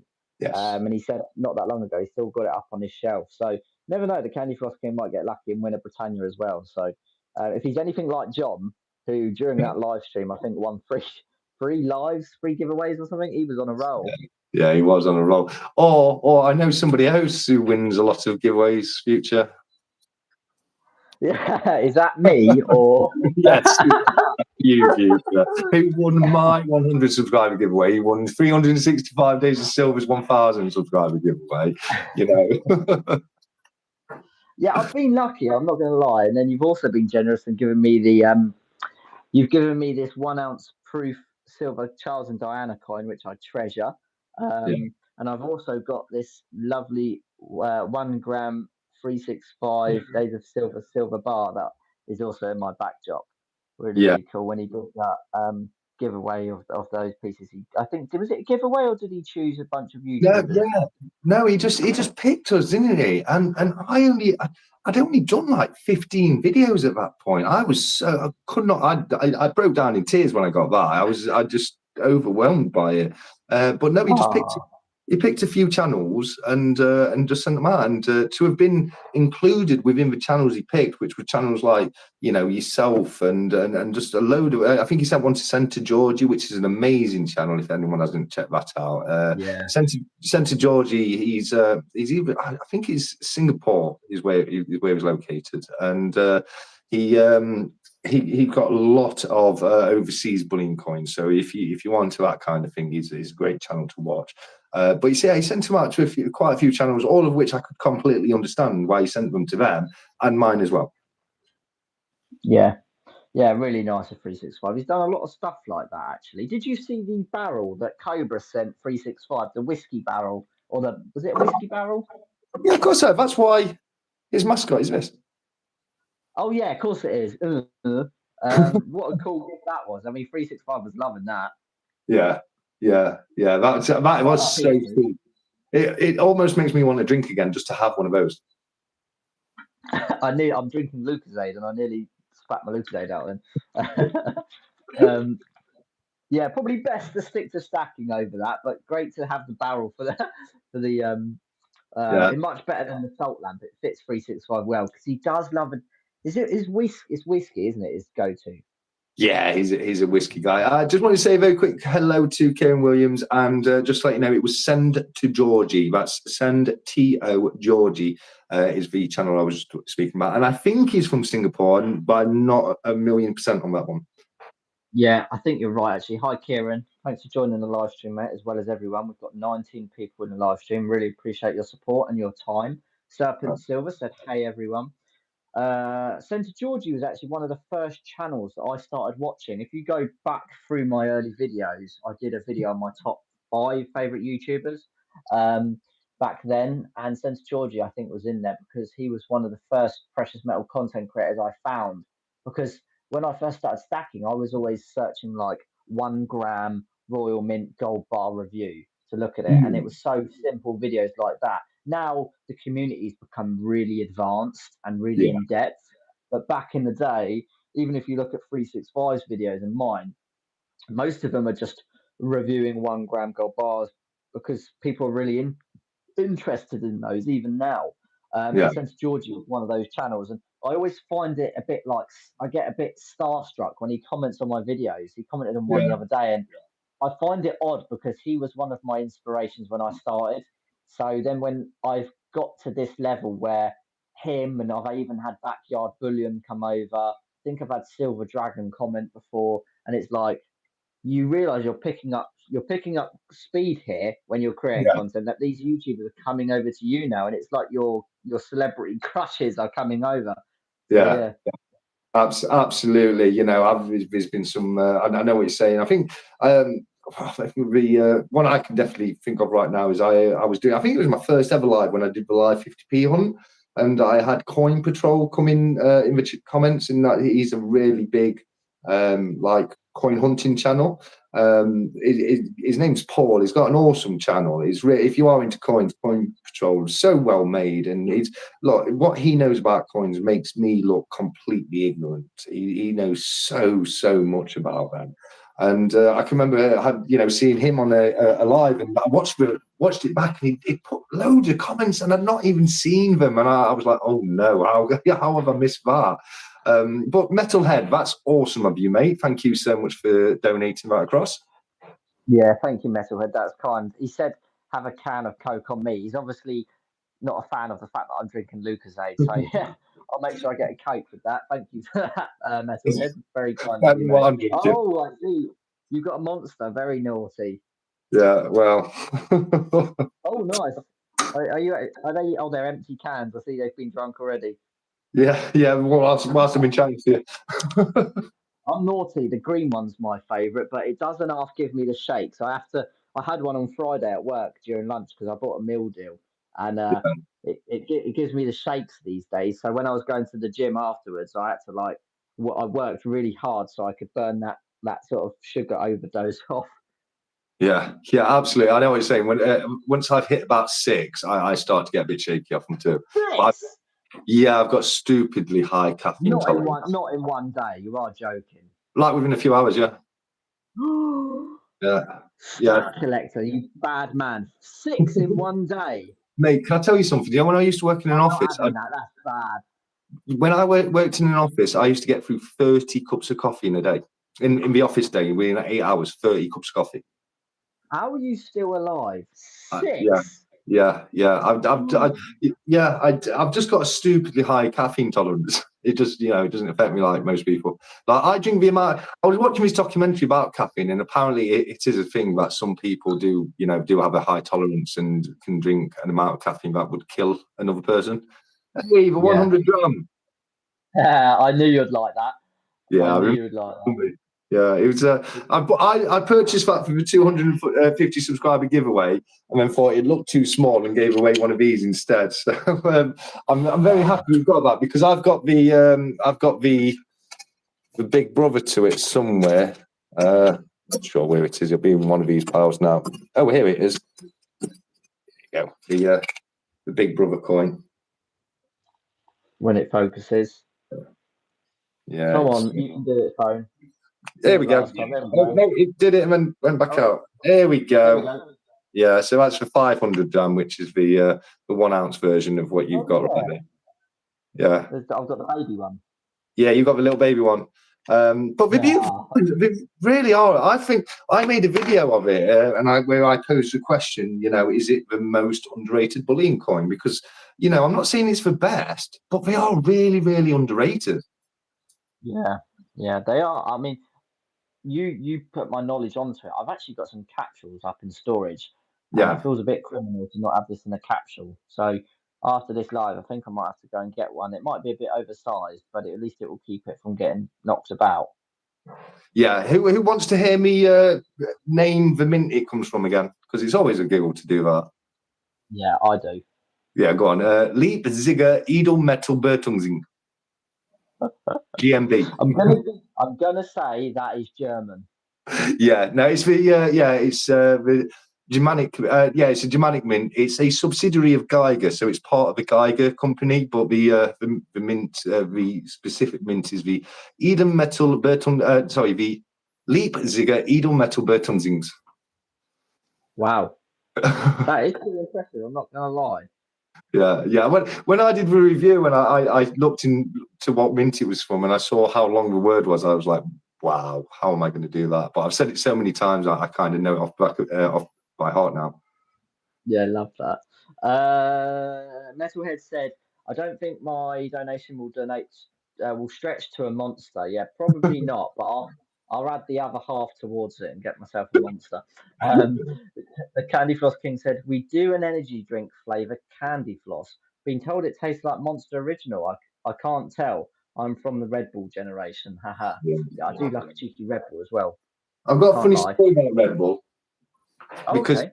Yeah, very much like Candy Floss King. I am of the Red Bull generation, where I remember the Red Bull coming out as product, where it was brand spanking new. It had never been on the shop, and I was a teenager. I was under the age of 18. I wasn't legally old enough to drink, and we used to go down the park on a Friday night. Don't know if anyone else used to do this when you were a kid. You'd buy some drinks, go down the park on Friday night, and just socialise with everyone else. And one of my friends, a good friend as well, didn't realise it wasn't alcohol, and bought 15 of them for a night out. Yeah, for a night drinking, and he thought we were booze. He thought we were like a Castaway kind of thing, or like a hooch kind of drink. And because we'd never seen them before, and they were like, in his defence, they were in with the alcohol in the shop when they first came out. So he bought 15 Red Bulls thinking they were booze. But I'll be honest with you, he was probably the most affected one out of all of us that night. Wow, that's mental. 15 Red Bulls. Yeah. No wonder you can drink 6 a day, because your friend set you up. Yeah, that's it. And I just want to say to Candy Floss King that I once could. I learnt it. He's asked me to do the Welsh town, the lick clock, that one.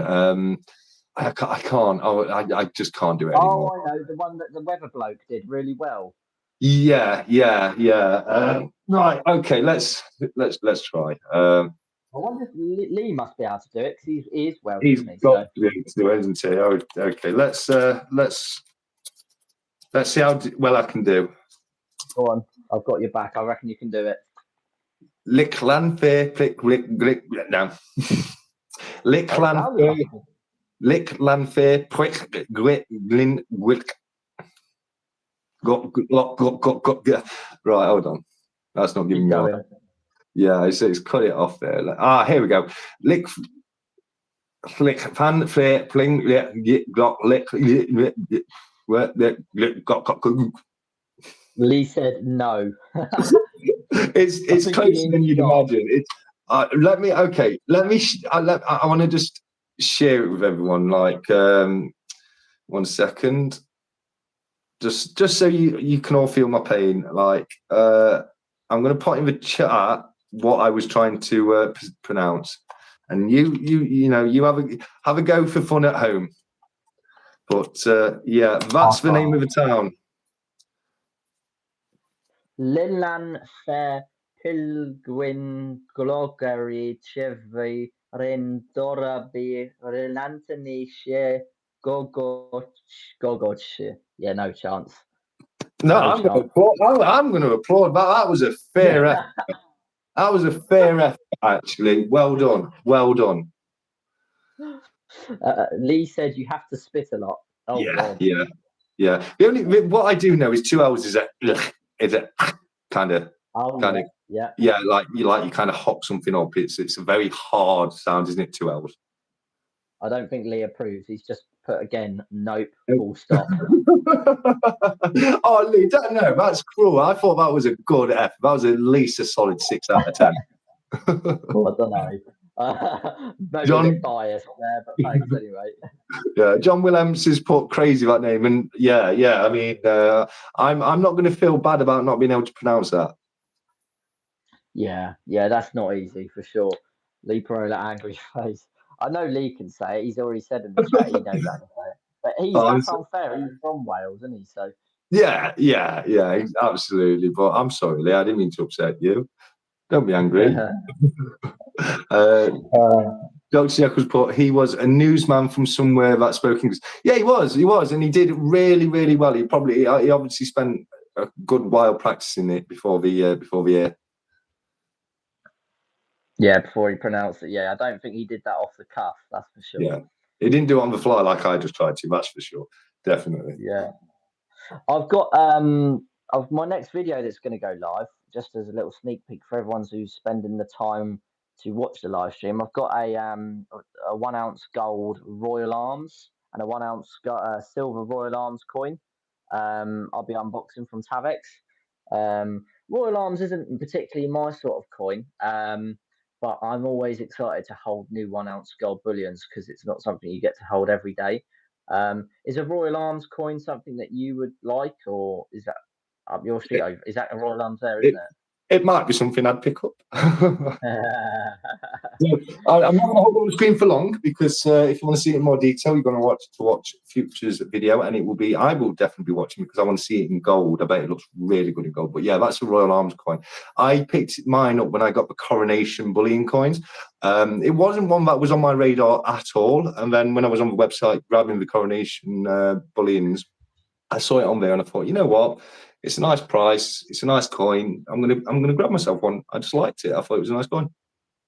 I've actually got Tavex has updated the discount and added the Royal Arms to it, so now you can get the 1 ounce gold Royal Arms coin and get 0.5% off. Or Cool. for the silver one, they've actually given 5%. So pretty decent amount. So if you do want to get that, you don't have to wait till my video's live. You can just use my discount code FutureInvestments, which is in the bio of this live description, and you can get yourself 5% off if you were going to buy it. That is, but yeah, I did ask them the other day. I emailed them and was having a little look through their website, and they've got a 1 ounce Perth Mint Dragon Bar on there in gold. And that's it. That's Candy Floss King's got the code. He put it in the comments. That's correct. Just put it in the bit where it says add a gift card, and you can get discount on that. Yeah, they've got a 1 ounce gold Perth Dragon Bar, and you obviously know I'm a fan of those Dragon Bars. And to see it in gold would probably be the most exciting piece for me that I would have ever unboxed. It's the 1 ounce Australian Dragon rectangular gold coin. Yeah, and I did email them and I've said, can you send it to me, please? I'd love to unbox it, and I'm sure my viewers would love to see it, but they haven't replied yet. So I'm hoping they dispatch it. But we'll see. Possibly can be doing that one soon. Yeah, no, that's amazing. That would be amazing. They're beautiful, and I only know about them because of you, don't I? You're the guy who got me onto them in one of, I think was that our first or second ever collab we did? Yeah, I think so. And I mean, another reason why I love and want to review gold bars is because I've only ever reviewed gold coins, and Yeah. I'm a little bit biased, and I actually think bars look better than coins because in the films it was always bars. The image is always bigger on a bar. It just seems more substantial, in my opinion. I'm not taking anything away from coins, but I would love to hold that and see that in gold. I feel like that would blow my mind, to be fair. I'd probably find that one very hard to send back, to be fair, because the actual design of that 1 ounce gold Australian Dragon is actually lovely. Yeah, no, yeah, absolutely. But mate, I think you've just offended all of your 1 gram bars. Offended all of my 1 gram bars? Yeah, you've just said that you've never reviewed a gold bar. Oh yeah, that's true. Sorry, I should reiterate. I've never reviewed a 1 ounce gold bar. Yeah. You've got a lot of 1 grams, though. You've got a good amount of 1 gram bars. Yeah. I would like to add some more to it. The premiums are a bit of a pain, as most of you will know, but I love the liquidity of how it holds 60 to 70 pound per bar, and I honestly do think in the next 5 years they're going to be 100 gram per bar. Which to have something that small that's worth 100 grand a pop, if you've got 10, which isn't an awful lot, you've got £1,000 in fractional bullion. Obviously, you're going to have to wait longer to recoup your money from the premiums, but yeah, I do love a cheeky 1 gram gold bar. You're not wrong. Yeah, no. I want to pick a few up. I want to get at least 5 for starters, but I want to get different types. So I'm going to get the Tavex. I'm going to get ones that Tavex. I'm going to get because we do the Tavex one, the Valcambi, and the PAMP. So I can get 3 of the 5 from Tavex. Royal Mint for the 4th, and then I'll shop because there's actually some really nice and really interesting design 1 gram bar cards out there that you know, I've seen it. I think it's World Money Wins picks up a few every now and again. And we'll be in the shape of a Christmas tree or something, and we look really, really cool. But I want to get like, and again, it's for collecting me. That although I want to have 5 gram bars, I want to have the packaging different on each and every one. Yeah, that's cool. I like that. I'm a bit of OCD. I like having multiples of the same one. I find it hard to only buy one item. It annoys me that I've only got one kilogram silver Britannia, because it feels odd just to have one. But obviously, the amount that costs, you can probably understand why I've only got one. But in every other term, you can see, like here, I've got multiples of the same thing. But when it comes to 1 gram gold bars, I think you can break that rule, because it's really cool to have a diverse mix, because they're all equally as good as the other. I'm just looking at Tavex is now on their website. I'm having a mooch, and their 1 gram gold bar is pretty cool, actually. It's only 55 quid. So cheap. it's actually, yeah, it's so cheap, really. And it's the same weight as if you bought a 1 gram gold bar from the Royal Mint. In terms of weight value, you're getting a really good price. Yeah, I know 365 bought one, didn't he? And he reviewed it a while ago. Yes, he did. Yes, I saw he picked one up. Yeah, and yeah, no, I just want to reiterate that the 1 gram Tavex Gold Bar is it's the best price gold bar I've seen, and we're talking new from the dealer, not secondary market, not buying one second hand. You know, this is a brand spanking new 1 gram gold bar. Tavex is a company I'm actually only aware of really because of yourself. And I'm so happy for your connection with Tavex, because I've been on the website and I'm fully. I know I've said to you, you know, a while ago, I would, you know, I'm going to be making a purchase from Tavex, which I will be doing at some point soon. It's just, you know, like I was saying earlier, things have hit me in other areas. But yeah, no, if you haven't checked out the Tavex website and you're based in the UK, I can also definitely recommend that you do so, because I've now tasted a couple of their sweets too, and they are delicious. Yeah, I've got a nice little stockpile just below the camera in my drawer. Yeah. I often get emails from John, one of our subscribers, and he always emails me saying, because he lives near Tavex in London, and he always emails me and says, "I've just gone and snuck out some more sweets before you get them all, future." So yeah, he's always letting me know he's got some. I just want to say, McDonald Bullion's joined the live. Welcome, mate. Great to see you in the live stream. We are both well, thank you. Enjoying a cheeky live stream today. So yeah. But yeah, I do rate Tavex as well. I know I review stuff from them, but I'm completely free to do whatever and say whatever I like. I could say, you know, negative or positive, but I choose to say positive because I do like them. You know, can't lie.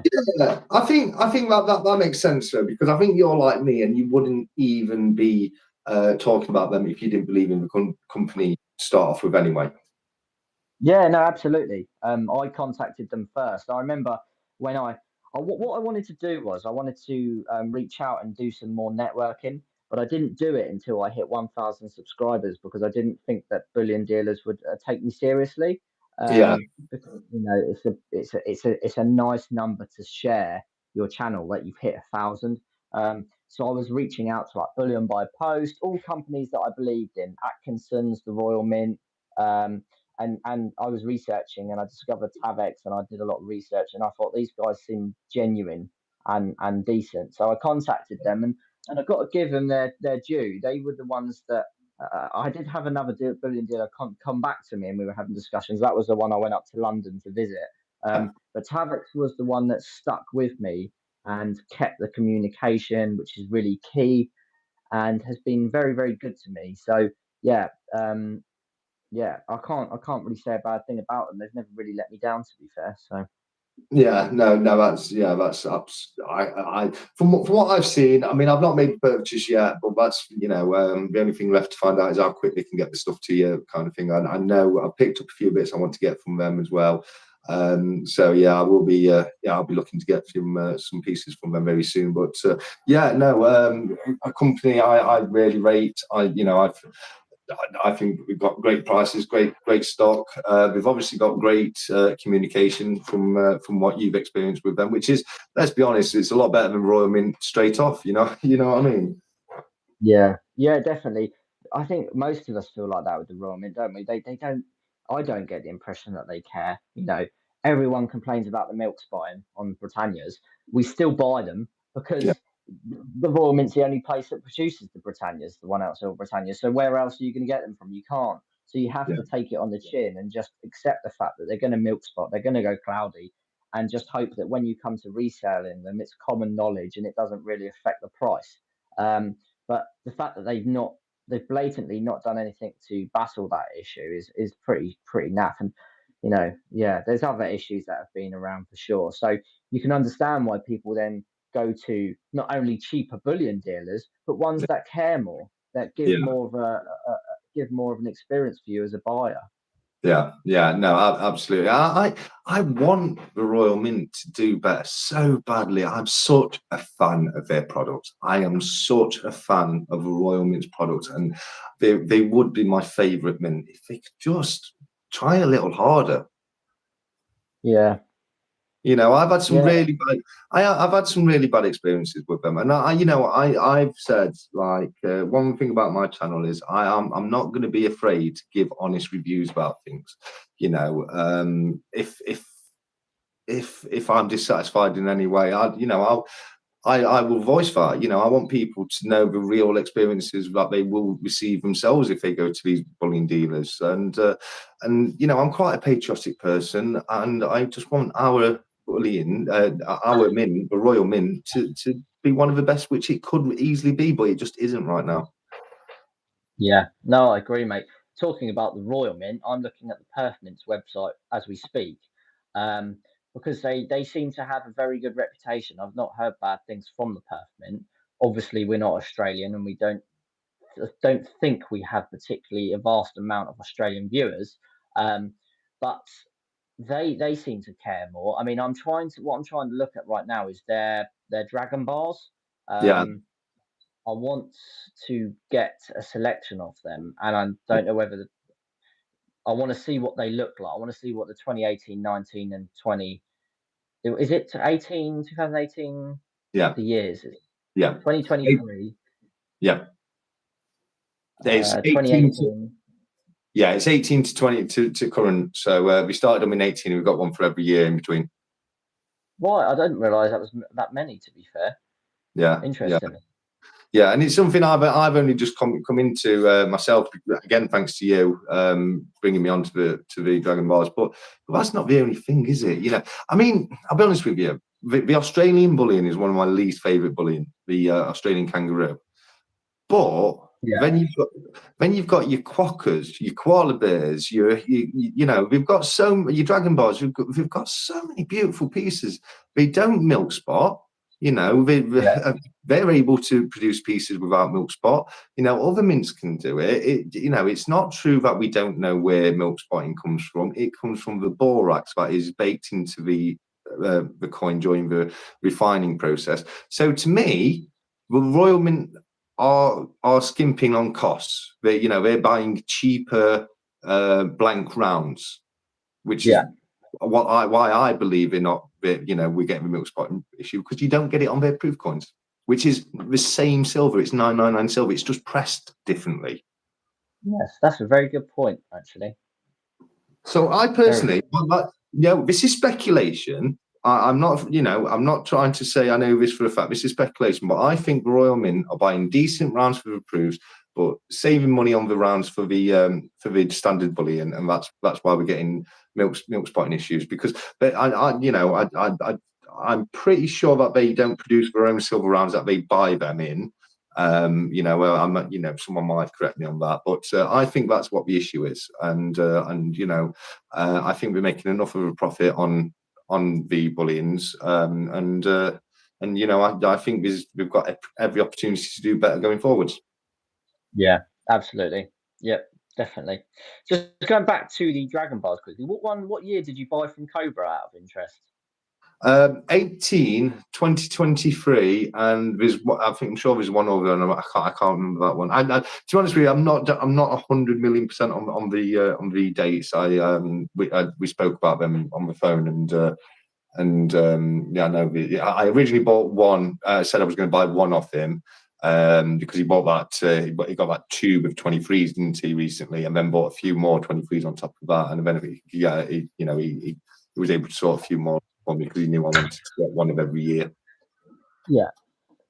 Yeah, definitely. What would you say is your favorite design out of the years? Putting you on the spot a little bit. Actually, you know what? I couldn't tell you that well. You know, as soon as I've got them and they're in front of me, I'll be able to say, yeah, I like that one best. But I can't tell you which one's which year that well at the moment, because they are something that's very new to me, and I'm still coming to terms with them. Yeah, that's fair enough. I'll be honest, I am as well. I'm literally kind of finding out very, very recently the details. I've got to say the 2023 one is probably my favourite on the design aspect for sure. Oh, I've just seen that John has joined the live stream. He said, I've got a 2023 Australian rectangle $1 Dragoncoin future investments. If you want to see, I will email the pictures of it. Yeah, absolutely. I'd love to see that. We've been talking about that quite a bit actually. I want to add some to my stack. I haven't got any. I see Stack Collector's got one there. And Cider Soundman, welcome, mate. He said, hi, KW, and hi, everyone. Thanks for joining the live stream, mate. Hope you're well. Yes, hi. Thanks for joining, guys. Great to have you. Yeah, that's the 2019, that one right there. They are fabulous. And I was just seeing a bit of a golden glow on that one from my light, and I think it's going to look so good in gold. Yeah, they do, don't they? They really do. Yeah. The only disappointing thing is it won't be capital gains tax exempt, will it? No, because it's not a UK coin. Yeah, exactly. And it's a hell of a lot of money to spend. I think it's well, I've got it up on the what website am I on now? The thing is, sorry, mate. Sorry, yeah, go on. Yeah, I was just going to say the thing is for me, I don't ever have to worry about capital gains because I'm never going to sell them. That's true. You're handing them down, aren't you? Yeah. That's true. For me, I'm going to be liquidating them, but sorry. Yeah, no, I was just going to say, it's never going to affect me because I don't plan on selling it. I mean, it may affect the person it gets passed down to, but so that's one reason I don't personally worry too much about capital gains tax. You know, if you are doing it more of an investment and something like you do look to liquidate at a late date, you know, you're buying coins, holding them for 5 years or so, and then selling them, and you're doing that on a rotational period, and it'll affect more. But the thing is, I think things like that, the premium kind of makes up for his CGT loss anyway. How do you mean? Sorry. So because they get a premium with them. So say it's valued at normally it'd be valued at £100 and you pay 10% capital gains tax. You know, you're going to get 90 quid back on that £100, but because of the premium, it puts it up to 130 quid. So you're paying 10% tax on 130 rather than 100. You know what I mean? Yeah, that's fair. Yeah, because we're sought after, the increase in value will outweigh the capital gains tax that you'll be paying on them anyway. That's true. And I suppose if you was to sell privately to, say, another collector, another stacker, you could avoid the capital gains tax exempt as well, couldn't you? Because you're just selling it privately. Well, I mean, that would be illegal, but you know, I shouldn't recommend doing that. But it would be down to the person at the point of sale who they wish to inform of that sale. You're not going to, so if I was selling you something, would I declare tax on that? Of course I would, because I'm that kind of person. I'm Mr. Taxman. You can rest assured I would let you know everything. Yes, me too. Yeah. Absolutely. But if you're selling to a dealership, to always take into account that that capital gains tax will be taken into account at the point of sale. Yeah. So it's not even going to be like you'll be able to take away the cash and declare it. You know, my understanding of that is that the capital gains tax gets taken out of what you walk away from. Again, I could be wrong. I've not sold a lot of bullion to dealers, but that's my understanding. I think you're right, because they couldn't possibly tax you on what you paid for it and then the gains you've made, because how do they know what you paid for it? They don't. It has to be surely tax on the sale of the item. Yes. All that piece. But the question is, what would that tax be? So say I bought, let's just say, for example, I bought a 1 ounce Australian Dragon rectangular gold coin. It's looking at Tabak right now. It's £1,658. But for the sake of ease, let's say I pay 1,700. The interest, and then say I hold it 20 years and it's worth 5 grand. Just complete speculative there. But say it's worth 5 grand at the point of when I choose to sell it. It'd be interesting to know what I get taxed on that sale of 5 grand, what the percent would be. I don't know what the percentage, maybe without looking it up. I'm going to have a quick look. Yeah. And also, I don't think would you pay VAT on it? Gold's VAT exempt, isn't it? It doesn't have to be UK gold.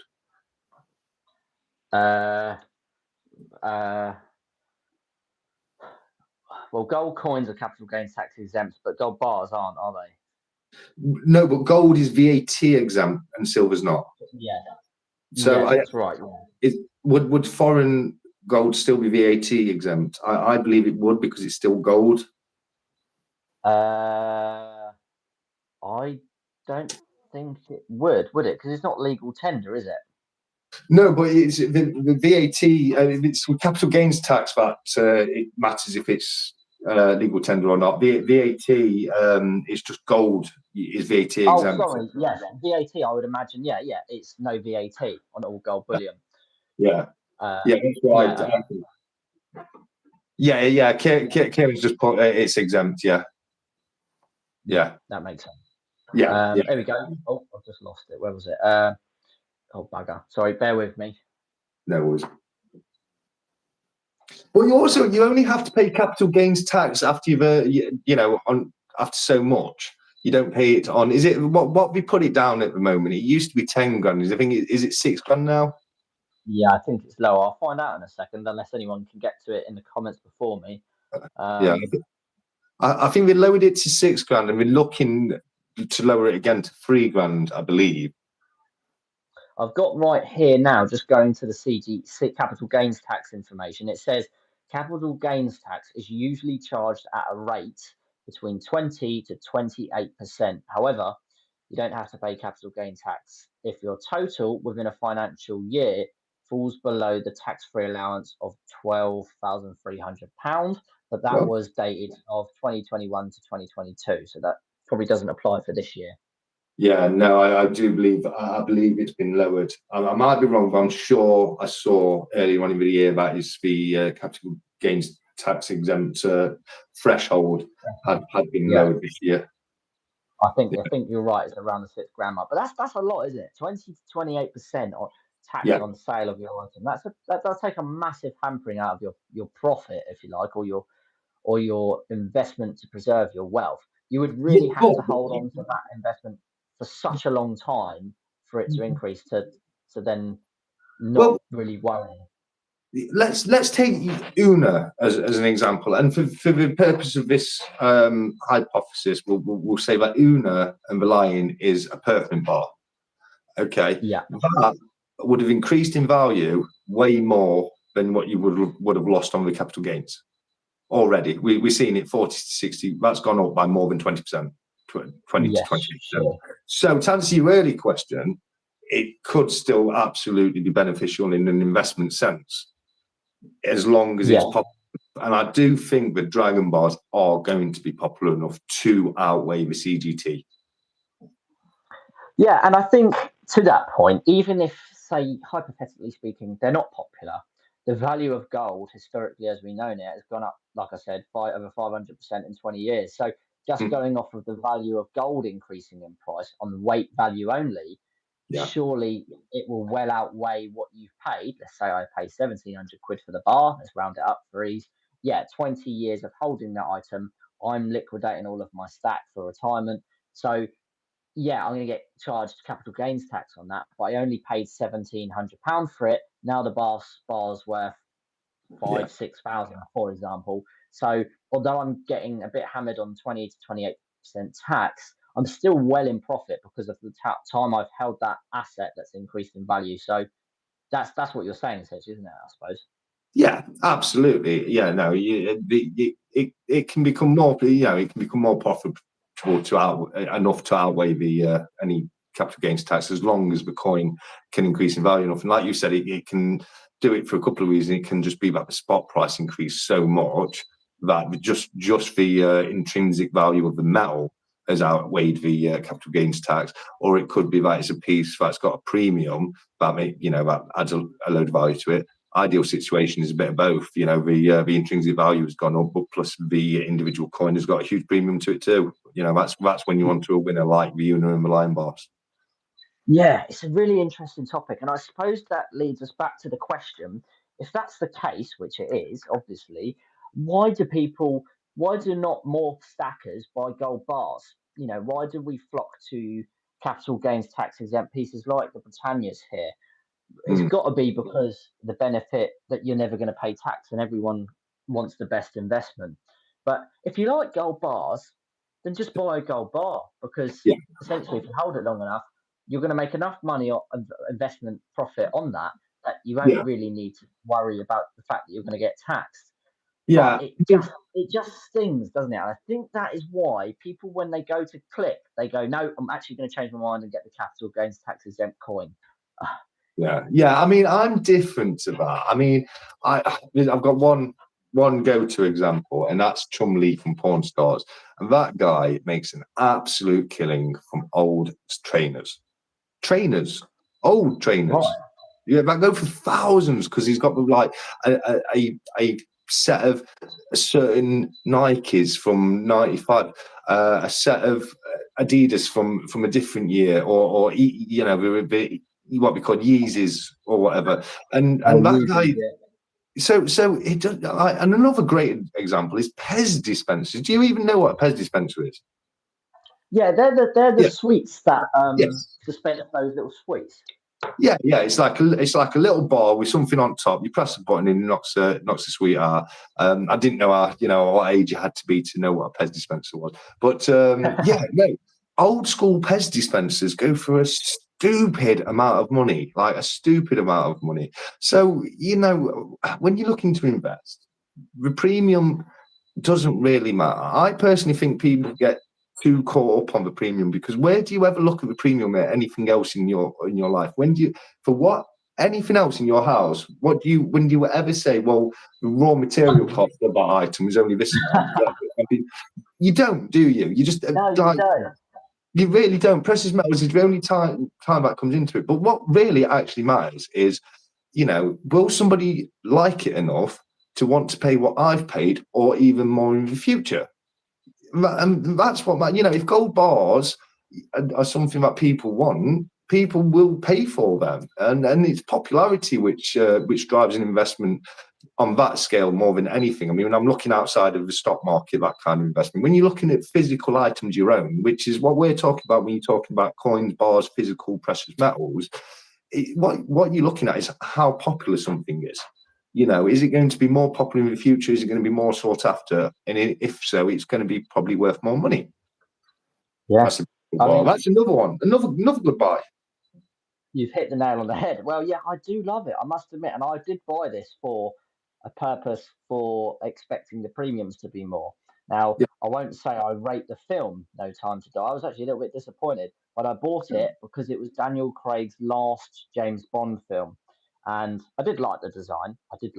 So that was why as well. But it was mainly because I figured, because it's Daniel Craig's last Bond film, I thought there might be a bit of a premium in the future for these. I haven't checked if there is now. You might know, but it's a very nice bar. Yeah, I've got 3. Yeah, my understanding is there is a bit of a premium on them. You won't get them for what you got them for when we were on release. They have gone up in value, and the bars seem to do so more than the coins. Yeah, so it does go to show people do like bars. And this is another thing.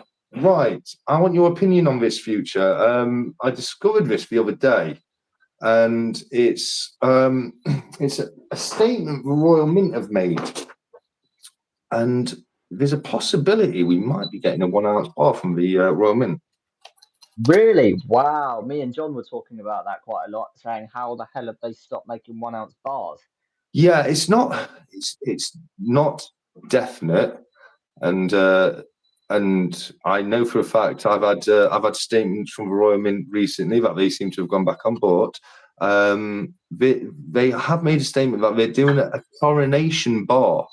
They're doing a bar to celebrate the coronation of King Charles. I'm just trying to find it with coronation of King Charles.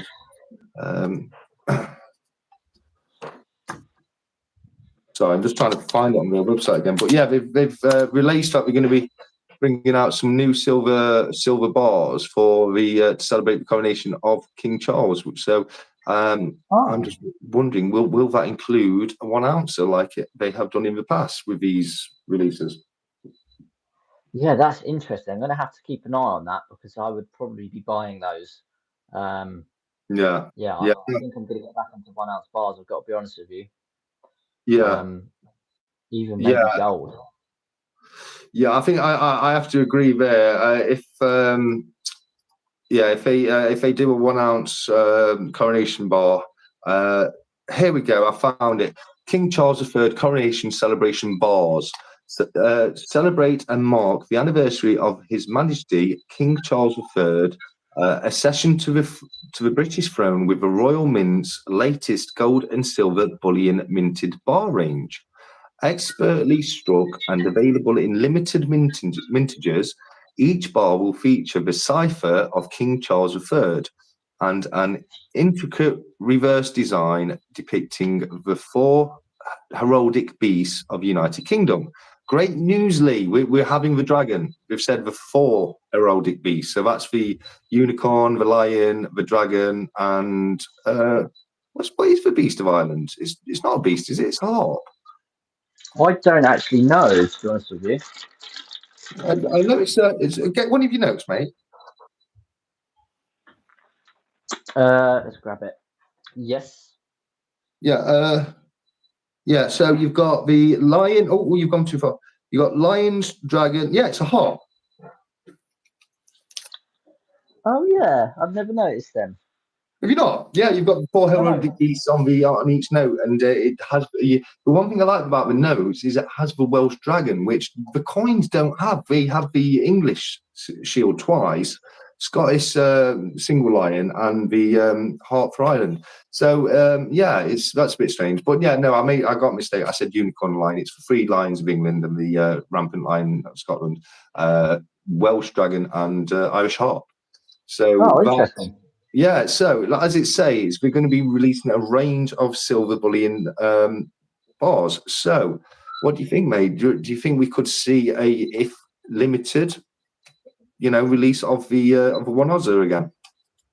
Yeah, quite possibly. Definitely, quite possibly. I am going to have to really sadly come to an abrupt end of the live stream, only because my partner has come back and dinner's on the table. So unfortunately, I'm going to have to bring it to a very abrupt live, if you don't mind. I know we've been on for 2 hours, so pretty good actually. And massive response in the comments. 21 people still watching. So big thank you to the support for everyone watching. Sorry, I've got to jump off. But thank you for spending the time with me as always, Stack Collector. I appreciate it, and hopefully I won't have to jump off so abruptly on the next one. No, mate, it's teased on. I can fully understand. You enjoy your snap, mate. It's been a pleasure to chat along with you, as it always is, mate. John, just to answer quickly, it'll be a silver and gold bar they'll be releasing, just like with the coin bullions to mark the coronation of King Charles III. We've not said it's going to be a 1 ounce, but I like to think that they will, because they've said a range of bullion bars. Lee said, have a good night, guys. John said, I will watch out for them as I've started stacking silver bars recently. Oh, that's brilliant, John. Candy Floss King says, night, people. Good day. God bless everyone. Stay strong from Dr. Jekyll. Just to go back on what Future said, thank you so much for coming along, joining with us tonight, guys. It's been an absolute honour to chat along with you all, and I look forward to doing it again very soon. Yeah, absolutely. And thank you again for spending the time with me, mate. As always, I love it. Sorry I've got to stop it so abruptly. And thank you to everyone for supporting the live. Really appreciate it. And I look forward to seeing you all in the very next live stream. What I'll do, as always, I'll let the Stack Collector do the sign off. All right. Look after each other. Keep stacking. Take care and goodbye.